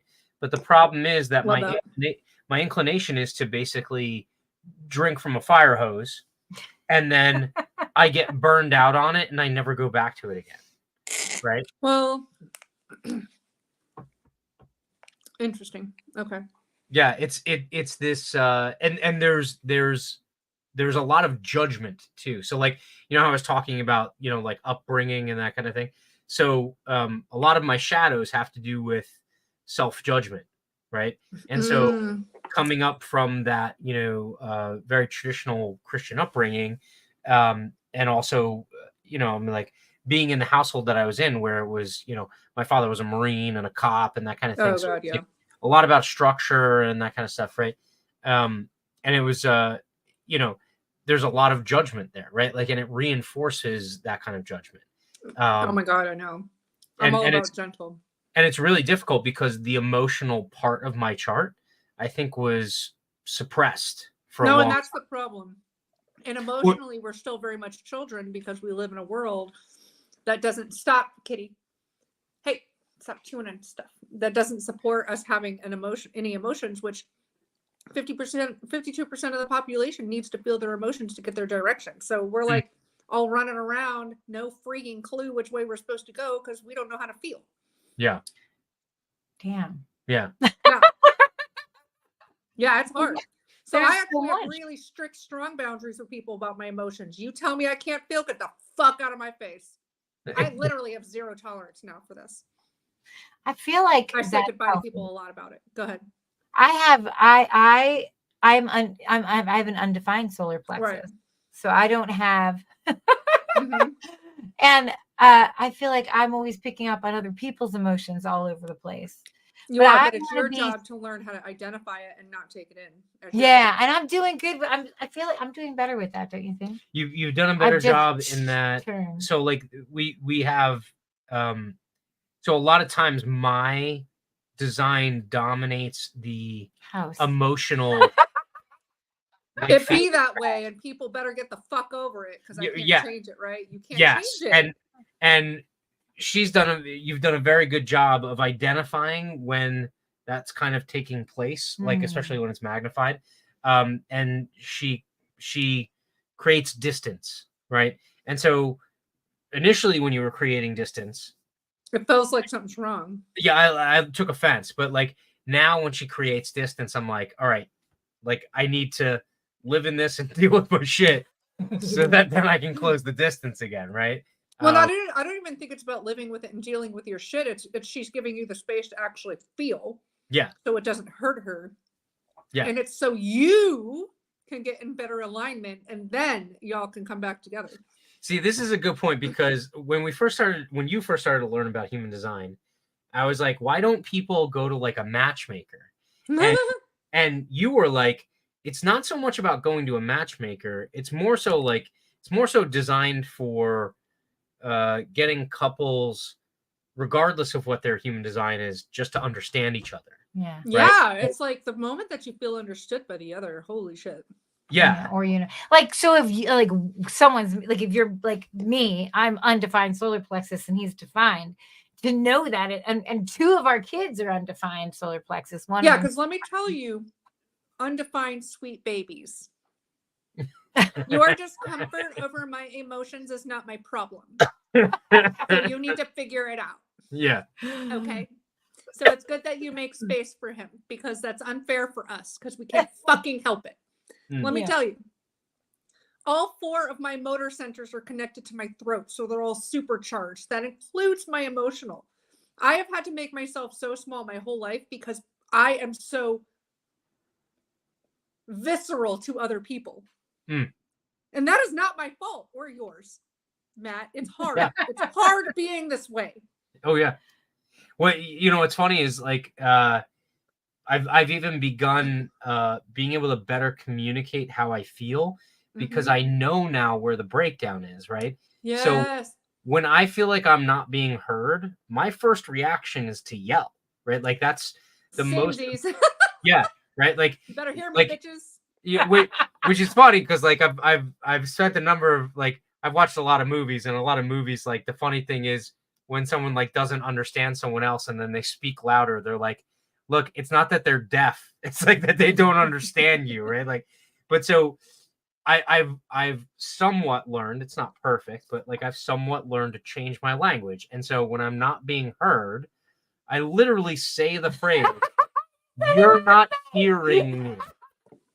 Right? Like, and it's making me feel like whatever my emotion is that's coming up as a result of it. Yeah. Yep. It's extremely helpful because at least then it gives you some kind of context about what you're feeling, as opposed to a lot of folks who are just completely blind to it. They just go from emotional response to emotional response. Exactly. They without don't give really themselves understanding the nature. A chance to fucking chill out. Yeah. If you keep triggering yourself with more and more emotions, you're never going to process them. Yeah. Yeah. And you have to feel them. And those emotions come from a place that you have to dig into to fully understand it too, right? Like, so a lot of those emotions probably come from the fact that you're either not living your design or someone's not right. Jiving with your design. And then in addition to that, you have all of that conditioning and stuff that came from Ugh. your past, Yeah. right? That also factors into how you then react to that situation. Right. And it's like when you try and decode that for someone, it's tough because it requires a lot of buy-in from them first. I mean, like, had I not even like listened to you, and all of a sudden you were like, "I'm a fixed fate, baby. You better get off my train," or whatever. I'd be like, "All right, I'll file for divorce tomorrow." Like, what's going on here? Like, What you guys were just talking about too, like the defined emotional center. And I feel like I can connect it back to your breathing before and like that somatic work, because one of the things, one of my friends who posts online a lot, and I love watching her, she is always talking about, and it's so true, that idea of when you feel something to breathe into it. Like so many of us feel things and we resist it. Right. And we start, even if we were breathing full body, as soon as you feel something, it's like only in the chest, right? So like if you can even remember to just take a breath in those moments, and then you're physically moving the fascia. Yeah, being that's exactly. Right? Everything's all about creating space. Yeah. Like So for emotional people, it's about creating space. That's why we need to at least sleep on it. It's creating space.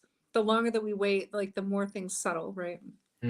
Yeah, I feel like for anyone, even too, just like that idea of that breathing. No, I love it. And allowing your body to move and getting deep breaths. And even if I feel like when you're breathing, just to really focus, sometimes it's easy to focus on the words. I'm inhaling, I'm exhaling, or you're focusing on the temperature, you're focusing on the expanding or the contracting, but just being present in the body with like feeling the breath go in and out, like while, and then you would be surprised how much faster emotions will pass. Yeah, and that's kind of what with me being my fixed fate being stillness. That's kind of exactly how it works. The moment I'm able to be still and like all of the vibrations within me like match up, I'm able to move things through a lot more quickly. Yeah. And then I get my clarity coming in. So it's like I do a lot of like movements to get my body just to be still. Right? That's how it works. You got to move the body and then the mind can still. Yeah. That's very Gabrielle Roth in 5. You should look up the Gabrielle Roth in 5. Actually, that was an interesting. So like that was my first thought, was when you were talking, Jem, about movement and kind of like leaning into those feelings and those emotions. My first thought was 5 rhythms in terms of going through that progression of those different types of, whether or not they be emotions or feelings, and just kind of moving based off of how you feel. What's funny is, right, I love that. Jocelyn talks all the time about how like so like being more inclined to being a visual artist. I mean, like you do a lot of different types of art, but like I think your home base is kind of like visual art, right? You talk a lot about how people learn like the arts and crafts idea so annoying. of art, right? Of visual art, right? Like you draw your hand and then you make the turkey, right? Or like the cotton ball snowman, right? So, when we're like kindergartners, and that's when you're supposed to like just throw the crayons on and see what fucking like marks they make. So the equivalent to that in terms of like say movement and dance is probably more akin to like, granted there's some kind of structure to it, but like 5 rhythms, like ecstatic, just feeling the motion, kind of dance, as opposed to, all these kind of, dare I say, like, these kind of very waspy kind of like, ballroom and like all this other stuff where it's like, very structured and like all this other stuff, it's kind of hands and legs. Yeah, because we're then in our heads and we're not feeling in our bodies, right? So a lot of these things that we're having to think about, we're in our head, not in our body. And somatic movement is in our body. So it's allowing our head to like go to the back seat and allow our body to move and tell us like where it's feeling. And it's like, and then acknowledging, oh, wow, I'm tight right there. Oh, my hip didn't move in the same way on the right side as it did on the left, and stuff like that, right? So my mom was a Feldenkrais practitioner. I don't know if you know Feldenkrais either, but no, I feel like I've kind of heard of it, but it's like it's a lot about small motion. So, well, it's not even just small motions. It's like working through, like when we have injuries or we have, we don't go through a certain stage of learning how to walk or crawl. Mm. We have compensations in our body. Oh, right, So, right, right, and right. and it can be emotional stuff that creates compensations, right? Right. And so when you go And to a that's a big part Feldenkrais of what I'm practitioner, working on. it's like, yeah, it's like the opposite of physical therapy. It's actually like not building up around it, but rather letting go and reteaching your body how to move as it should. So Oh, it's that's like, cool. right. That's cool. And I remember I went before my mom got trained in that. I'd actually introduced her to it. And I went to this woman and she was talking about how someone came in who was shot in war. He was a veteran, I think from Vietnam. And he had held this like issue in his back all this time. So they started working and doing all these compensations, Mhm. like getting rid of the compensations. And one day they, towards the end of their work together, and they ended because of this, but in a good way. All of a sudden he like had a moment in the middle of his Feldenkrais where he felt the pain of the bullet entering his body. Oh my God. And everything in his body shook and shocked. Now he had like pain since Vietnam, right? That's a long ass Mhm. time. And so when they finally got to this level of it, he actually felt the bullet coming through again, almost fell off Oh the my God. table, ended up emotionally like letting out what he needed to let Oh go. man, that's awesome. And after that, he never had pain again. I think like that's, and see, I'm telling The you. idea that you can, we hold these stories, Right. everything in our body, right? And whether it's massage, whether it's dance, whether it's, I don't know, breathing. I think breathing can even open up, right? You're saying like make the space, Mhm. whether it's creating, Mm. right? Whatever it is for you. They all have the possibility of releasing Right. these things for us. It's very cool. Very cool. Mm. Don't you think? Yeah. I think so. Yeah. I can tell you from the position of someone who's been a skeptic for most of my life that, And that's crazy. Yeah, that's awesome. yeah, I mean, I was conditioned to look for the math or the science-y answer. Right. Right.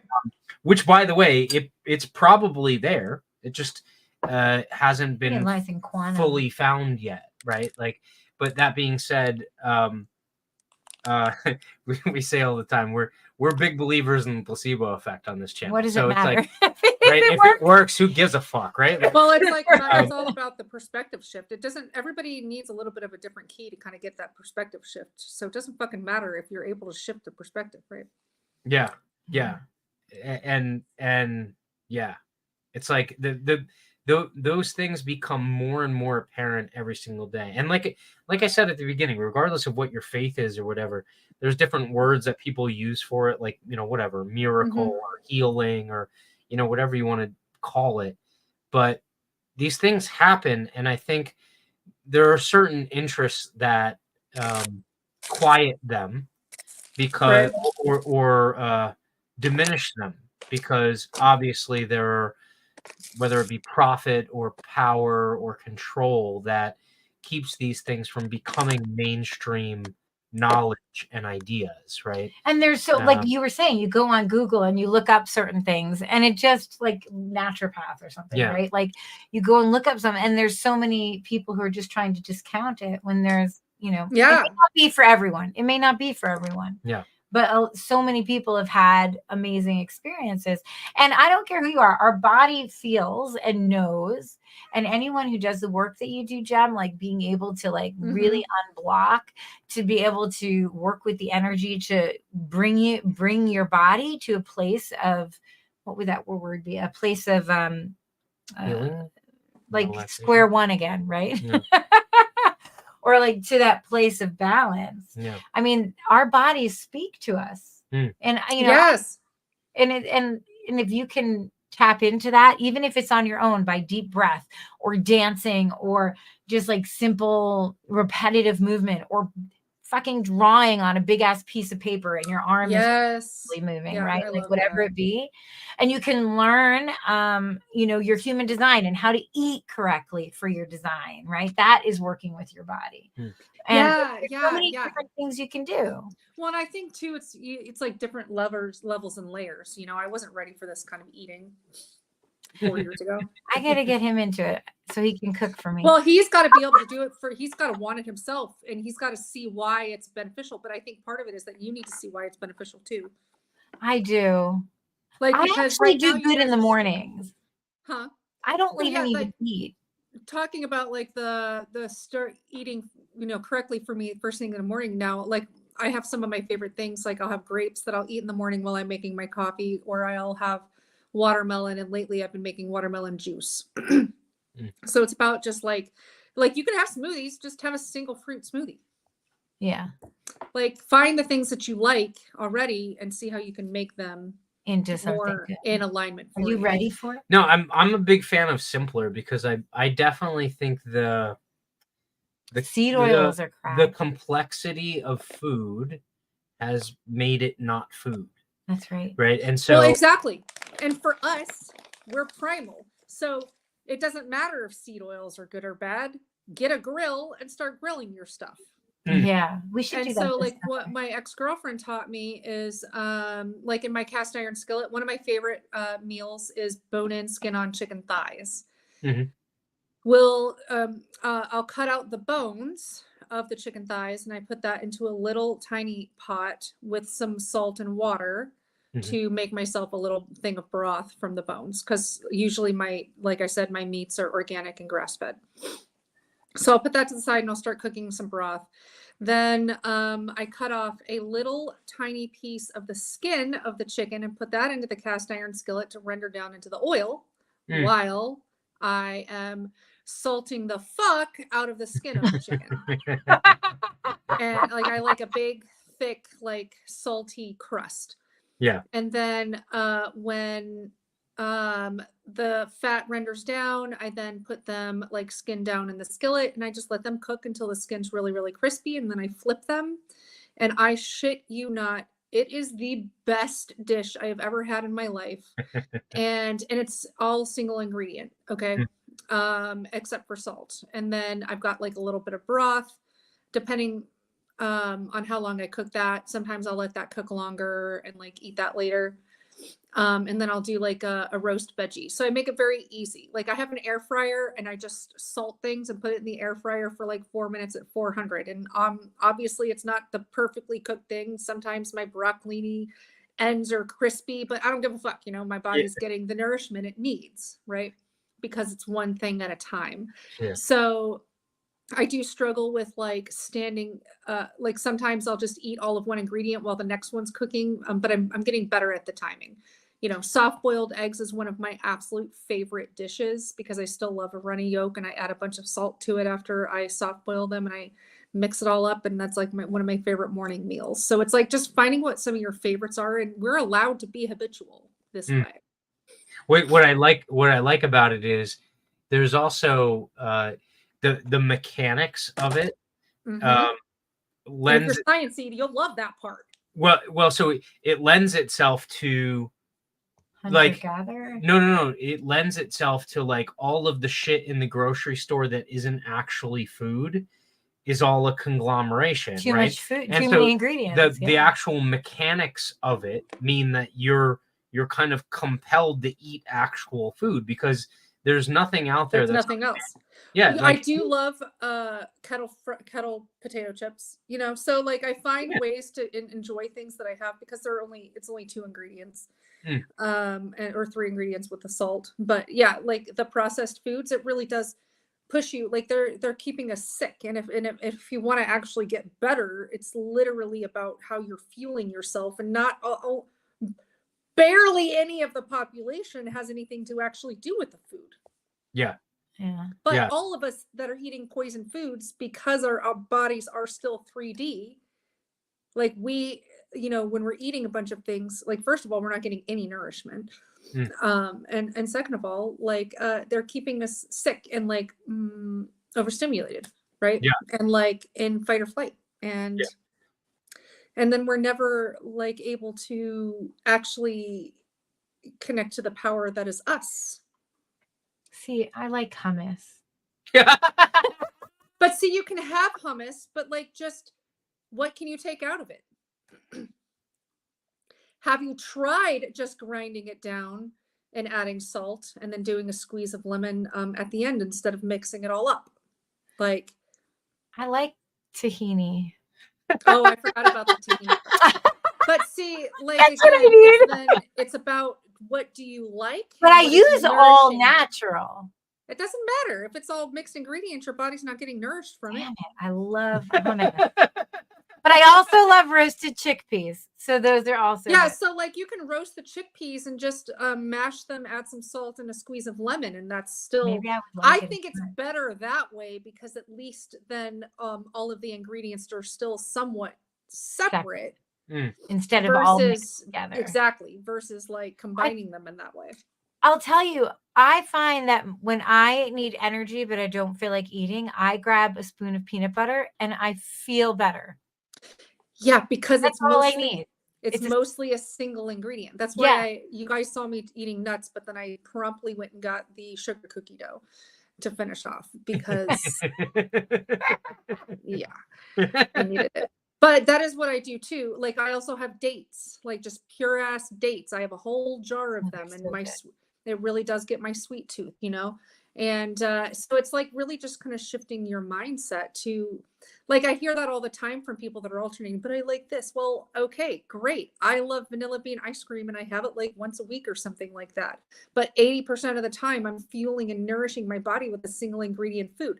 And if you have actual health issues going on that you're really trying to fix, I don't give a shit if you like tahini. Yeah. If you like tahini, make it in a way that's single ingredient. But see, that's the thing. I could do like roasted chickpeas, a little salt, squeeze a lemon. I could drizzle tahini over the top because it's not mixed in, right? Or you could just have little spoonfuls of tahini next to the In between. chickpeas. I'm gonna See have the three whole spoons. point. You can still Little mix tahini the shooters. flavors. Well, like for juicing, I totally like. I'm not gonna have a whole ass giant glass of celery juice. So you I've know, done like that. making little It's okay. shots of juice for yourself and not mixing them. It's just shifting your mindset. Like, how can you deconstruct your favorite foods? Get rid of the things that you don't need. I still fucking love cheese. I eat it. Yeah, but I love that it's not like this. Like, you know, so many people who get involved, they like all the time, right? So it's like, but you still have to give yourself what you love and what feels And the good. reason for me, for us all being sacral defined, if we hate what we're doing, it's already not good for us. Yeah. Find the foods you like and start eating them single ingredient first while you're shifting. And eventually your body will start craving that stuff. After a couple of days of eating out and eating burgers, my body wants just straight, like right before my cycle, I get sirloin steak tips and I cook them in my air fryer and I have like, you know, a veggie, like that's what my body wants. I start every morning with tart, plain cherry juice because it's a red. So I look for different things that my body needs and I find out how I can get it and how I can get it in a single ingredient way so that most of the time my body's getting nourishment. And being emotional authority, I can't do anything at 100%. Go fuck yourself.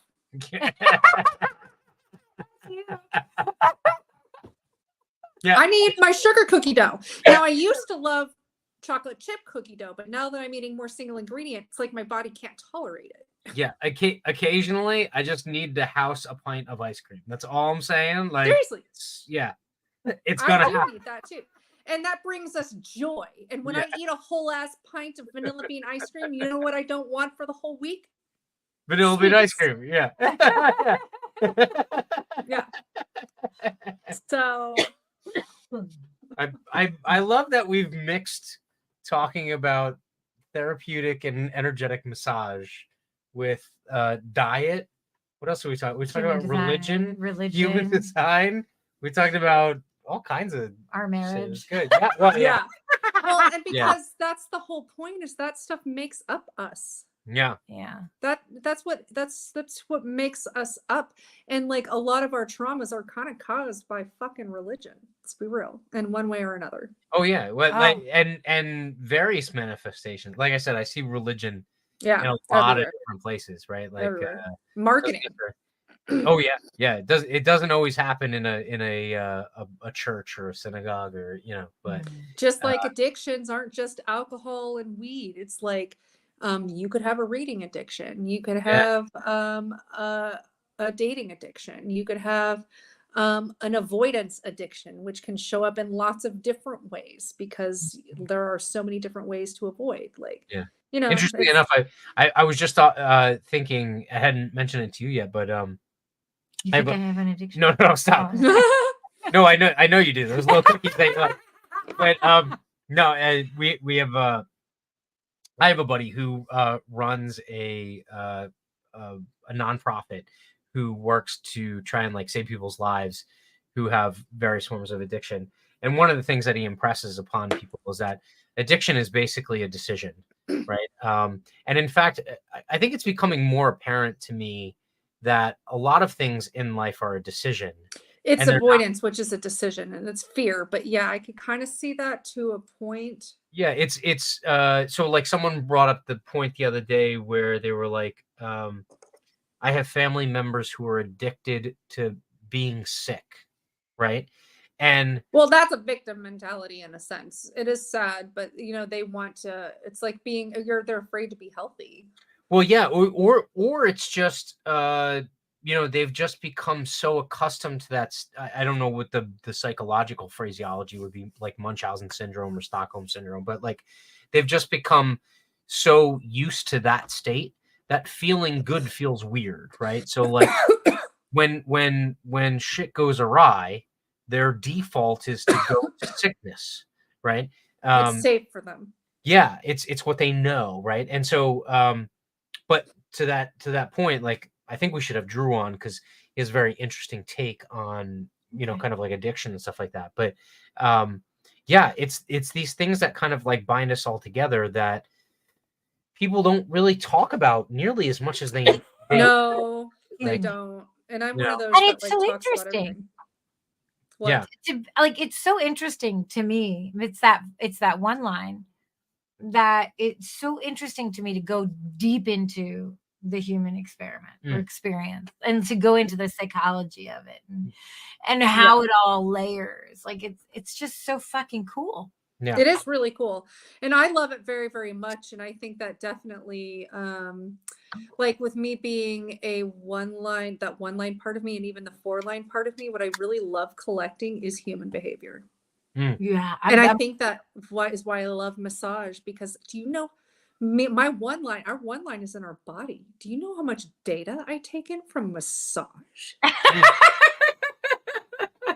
That's why I can't put words to half of it, but I have probably millions of dollars worth of data in my mind from massaging people and feeling the patterns and shit. But I don't know how to fucking say it because I'm quad right and don't know what I've absorbed. It's the Don't tell Mark Zuckerberg. He'll hook you up to a machine and try and extract that shit. For real. No. like the Matrix, Yeah. like in the back of the head. My higher self would be orchestrating this shit, emptying it into my own offshore account. You know what's funny is like again it's like a abuse saying or whatever, but like things happen for a reason. So like I had someone in my life who introduced me to the 4 agreements, and I don't know if you've like ever read the 4 agreements. I literally have it in multiple versions and have heard it multiple times in the last 6 weeks, and I still have yet to read them. It's incredible from the standpoint of, and I don't want to spoil it for you. No, I mean I know roughly what's in there, but yeah. The idea that the sharing of energy, right, is something that is somewhat ubiquitous amongst a lot of these kind of like ancient philosophies and belief systems. And so how much, I mean, like short of sex and maybe a couple of other very intimate relationships, like your massage therapist is literally in your aura, right? Like you are I am literally, all up the fuck in there. yeah, right. Like, and so that crossover, that blending, has to be an energetic exchange, and it's like, Yeah. it's Yeah. unnerving on one end because there's a lot of massage therapists that don't understand that. Exactly. And that's actually kind of dangerous because like you don't understand the fuck you're doing with them. Yeah. And in how they're transferring onto you as well. Like, you know, because Mm. you'll take it on thinking it's yours. And but like Especially being a 4-1 quad right. I mean, like, with the open identity. And it's very strange because I didn't know that this was what was happening for so long, but now that I understand it and I'm experimenting with it in my work, it's not that I am like you're on my table basically naked for the most part, and I am rubbing on and massaging all of the parts of your body, but I also can see aspects of your existence and reality kind of running through my mind in a way. So it's like even deeper than that. And I didn't know that's what was happening before, but now I know that that's what's happening. So you are you still keeping with the practice of opening your records when you get onto the massage table? Yes. So this one opens her Akashic records when she's on the massage table. That's cool. Like, you want to talk about like channeling? I've had some deep massages. But, Yeah, I'm sure. That's way cool. You know what I do too? Have you ever do you ever hear of the map healings? I open a map coning, which is a map healing with the overlighting diva of healing. And I open my records and call in my spirit team, and whatever I'm working on, I ask them to help me release through the massage. And Cool. yeah, and then she's working Reiki on me. Yeah. It'll be really interesting to see what happens when we do a massage together. But I'd also love to do like an Akashic reading with you. I haven't had one in a long time. So yeah. Maybe do that. Do a soul art journey. Come and stay at the house. I think it'd be fun. I gotta be honest with you. Like I'm drinking water like a fiend now because she's gone through, you're now on the third phase, like stage, right? I'm ending the second certification. Ending the second one of soul art. So when she I never did the first one, so I never did a body mapping, but there are common elements somewhat amongst each one. And so we did like a soul star, and she sounds dirty, like I'll often be like, how much for a soul star? No, so we did a soul star session, and from the very moment, like, I've been dealing with some shit for a while, and from the very moment that we started, like, I could feel the emotion. I'm sure you saw it in my face, right? And so at the end of it, like, a lot of it has to do with like water and flowing, and basically soul star. being able to get around impediments and things like that. And at the end of it, it was just like you're supposed to pick an intention, right? So spirit action. Oh, sorry, spirit action. Yes, yeah. And so the spirit action at the end of it was, for me to drink a gallon of water every single day, right?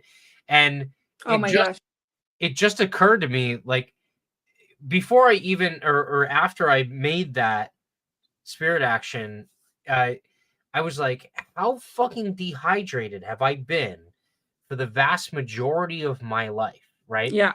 And I'm also sure you feel it as a massage therapist working on people. Yeah, I really do. It's interesting. When I would imagine when someone's on the table and they're dehydrated, like, they probably are tight as shit everywhere, as opposed to it's actually really interesting. Yeah, it's but interesting. It's incredible what can come from some of these things, because it's not always what you expect, right? No. No. And it's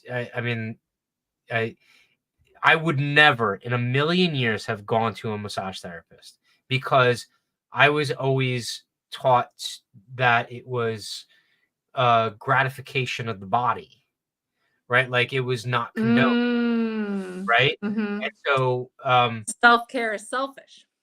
Yeah. When truthfully, like, again, the signs are everywhere. Like, there's so many things that people have had faith in, and yet the signs have been there that the stuff that they've had in faith in has been complete bullshit, right? And so, for instance, like, this idea that self-care is, you know, selfish or sinful or whatever. Like, and yet people will get on a plane and be told to put their oxygen mask on first, right? And you're like, wait a minute, you just told me to take care of myself first before I take care of others. Meanwhile, I'm out in the wild, and you're telling me Dying. I Yeah. should be denying my feelings and my physical, you know, experience with this in this life, and I'm also supposed to do good for others. Like, I gotta lock my shit down first, Yeah. right? Before I Yeah. can ever help anyone else. Otherwise, Exactly. it's literally the blind leading the blind. And that's why I think it's really important and that's why I talk all the time about my self-love journey, because I think it's that important to love yourself first, because then the love and care for others is coming from a place of integrity and not from a place of lack, because you're feeding into yourself. Yeah. And then you feed to others from the overflow of yourself, right? Oh yeah. I Yeah. feel like I've learned so much today. But I love just that. being in the presence of another 4-1 quadrant. I know, it's so It's interesting. so rare. We're unicorns. Yeah, my son's a 4-1, but he's not a quad right. He's got like 3 Quad right on left top of arrows. Yeah. And I feel like there's so much we talked about, just like even just within the conversation. It Just flows. Yeah, Yeah. just within the conversation, so much knowledge to like be able to hear and listen to.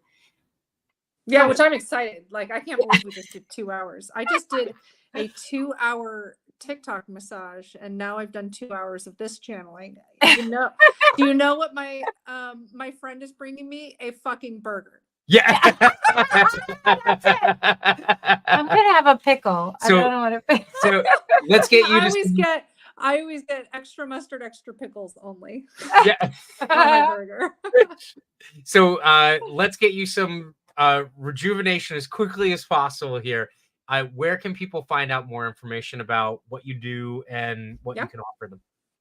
So I'm in the middle of revamping my website, but I do have my website is jemwilds.co. So jemwilds.co.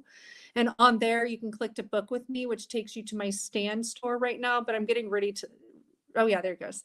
Yeah, there you go. So you can click on book your session right here, this yellow button. Yeah. And then that takes you to my stand store, which I'm working on breaking out individual links from the stand store. Maybe it will go.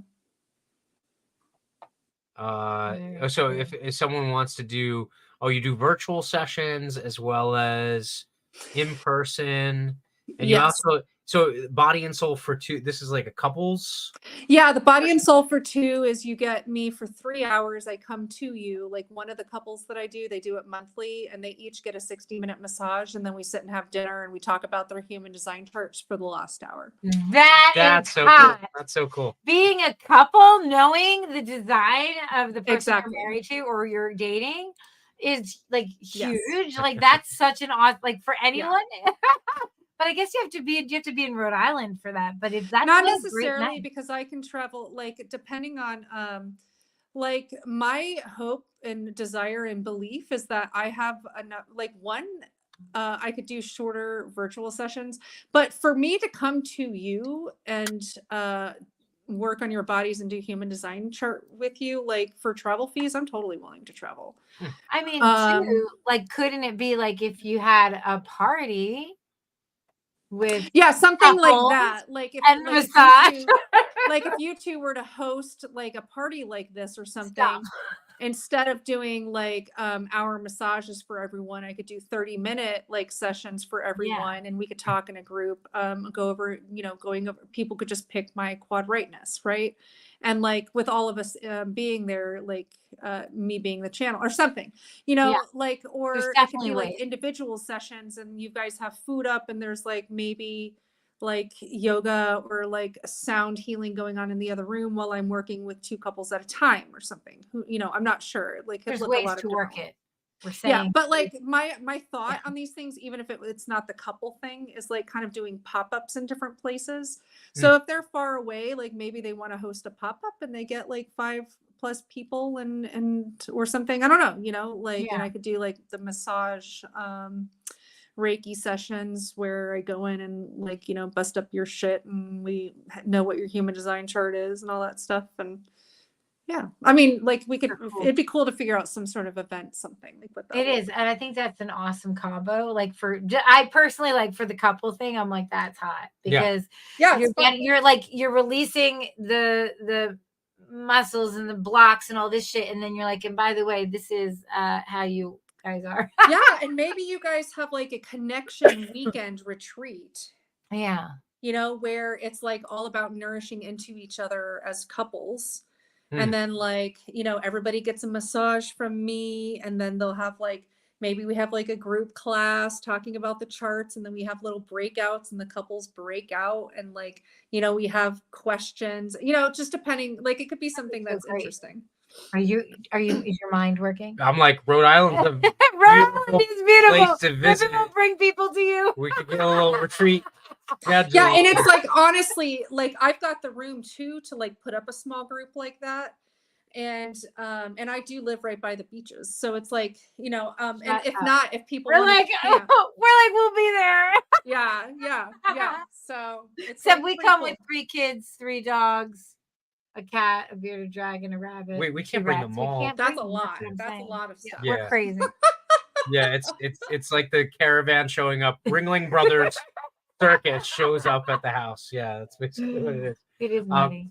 Okay. So jemwilds.co. Yeah, jemwilds.co, and my like Instagram and like TikTok, and my Facebook is not the same, but you can find it on my website. My Facebook's on my website, but like my other social media is just jemwilds_co. So yeah, it's good stuff. And anyone who's watching or listening to the recorded version, in the description, there are links to all socials as well. So you can definitely get in touch with me. Yay!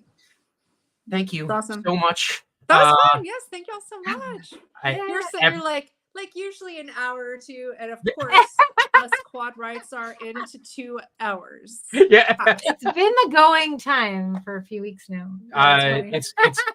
It's our fault for booking people that are awesome to talk to. I know. We just keep talking. We'll have to have like a quad right series on like, oh my God, like what, like tracking the flow questions. I know, right? Like we could start getting, you know, user questions in, and like, what do you guys want to? What topic do you want to pull from us today? I'll just sit off to the side and do the production stuff. It'll just be Joss, like, you know. It would be fun. Yeah, it'd be fun to get together and like do some projects or some fun things. Yeah. So awesome. Yeah, we're definitely have to do some stuff in the future. So yes. All right. Okay. You guys enjoy. Have a very good evening. Thank you, Jem. Thank you, everyone. Echo your mind, it's time to redefine. You're the spiritual quest, leaving the rest behind. Ungovernable, breaking through the status quo. We untamable, watch our spirit elevating consciousness. Yeah, we on the rise. No system can hold us down. We're reaching new heights, breaking through the chains, breaking through the wall. Ungovernable energy, watch the empire fall. Passing in the norm, shedding old beliefs, seeking truth and purpose, finding inner peace, unleashing our potential, setting our souls free. Ungovernable spirits, changing our reality.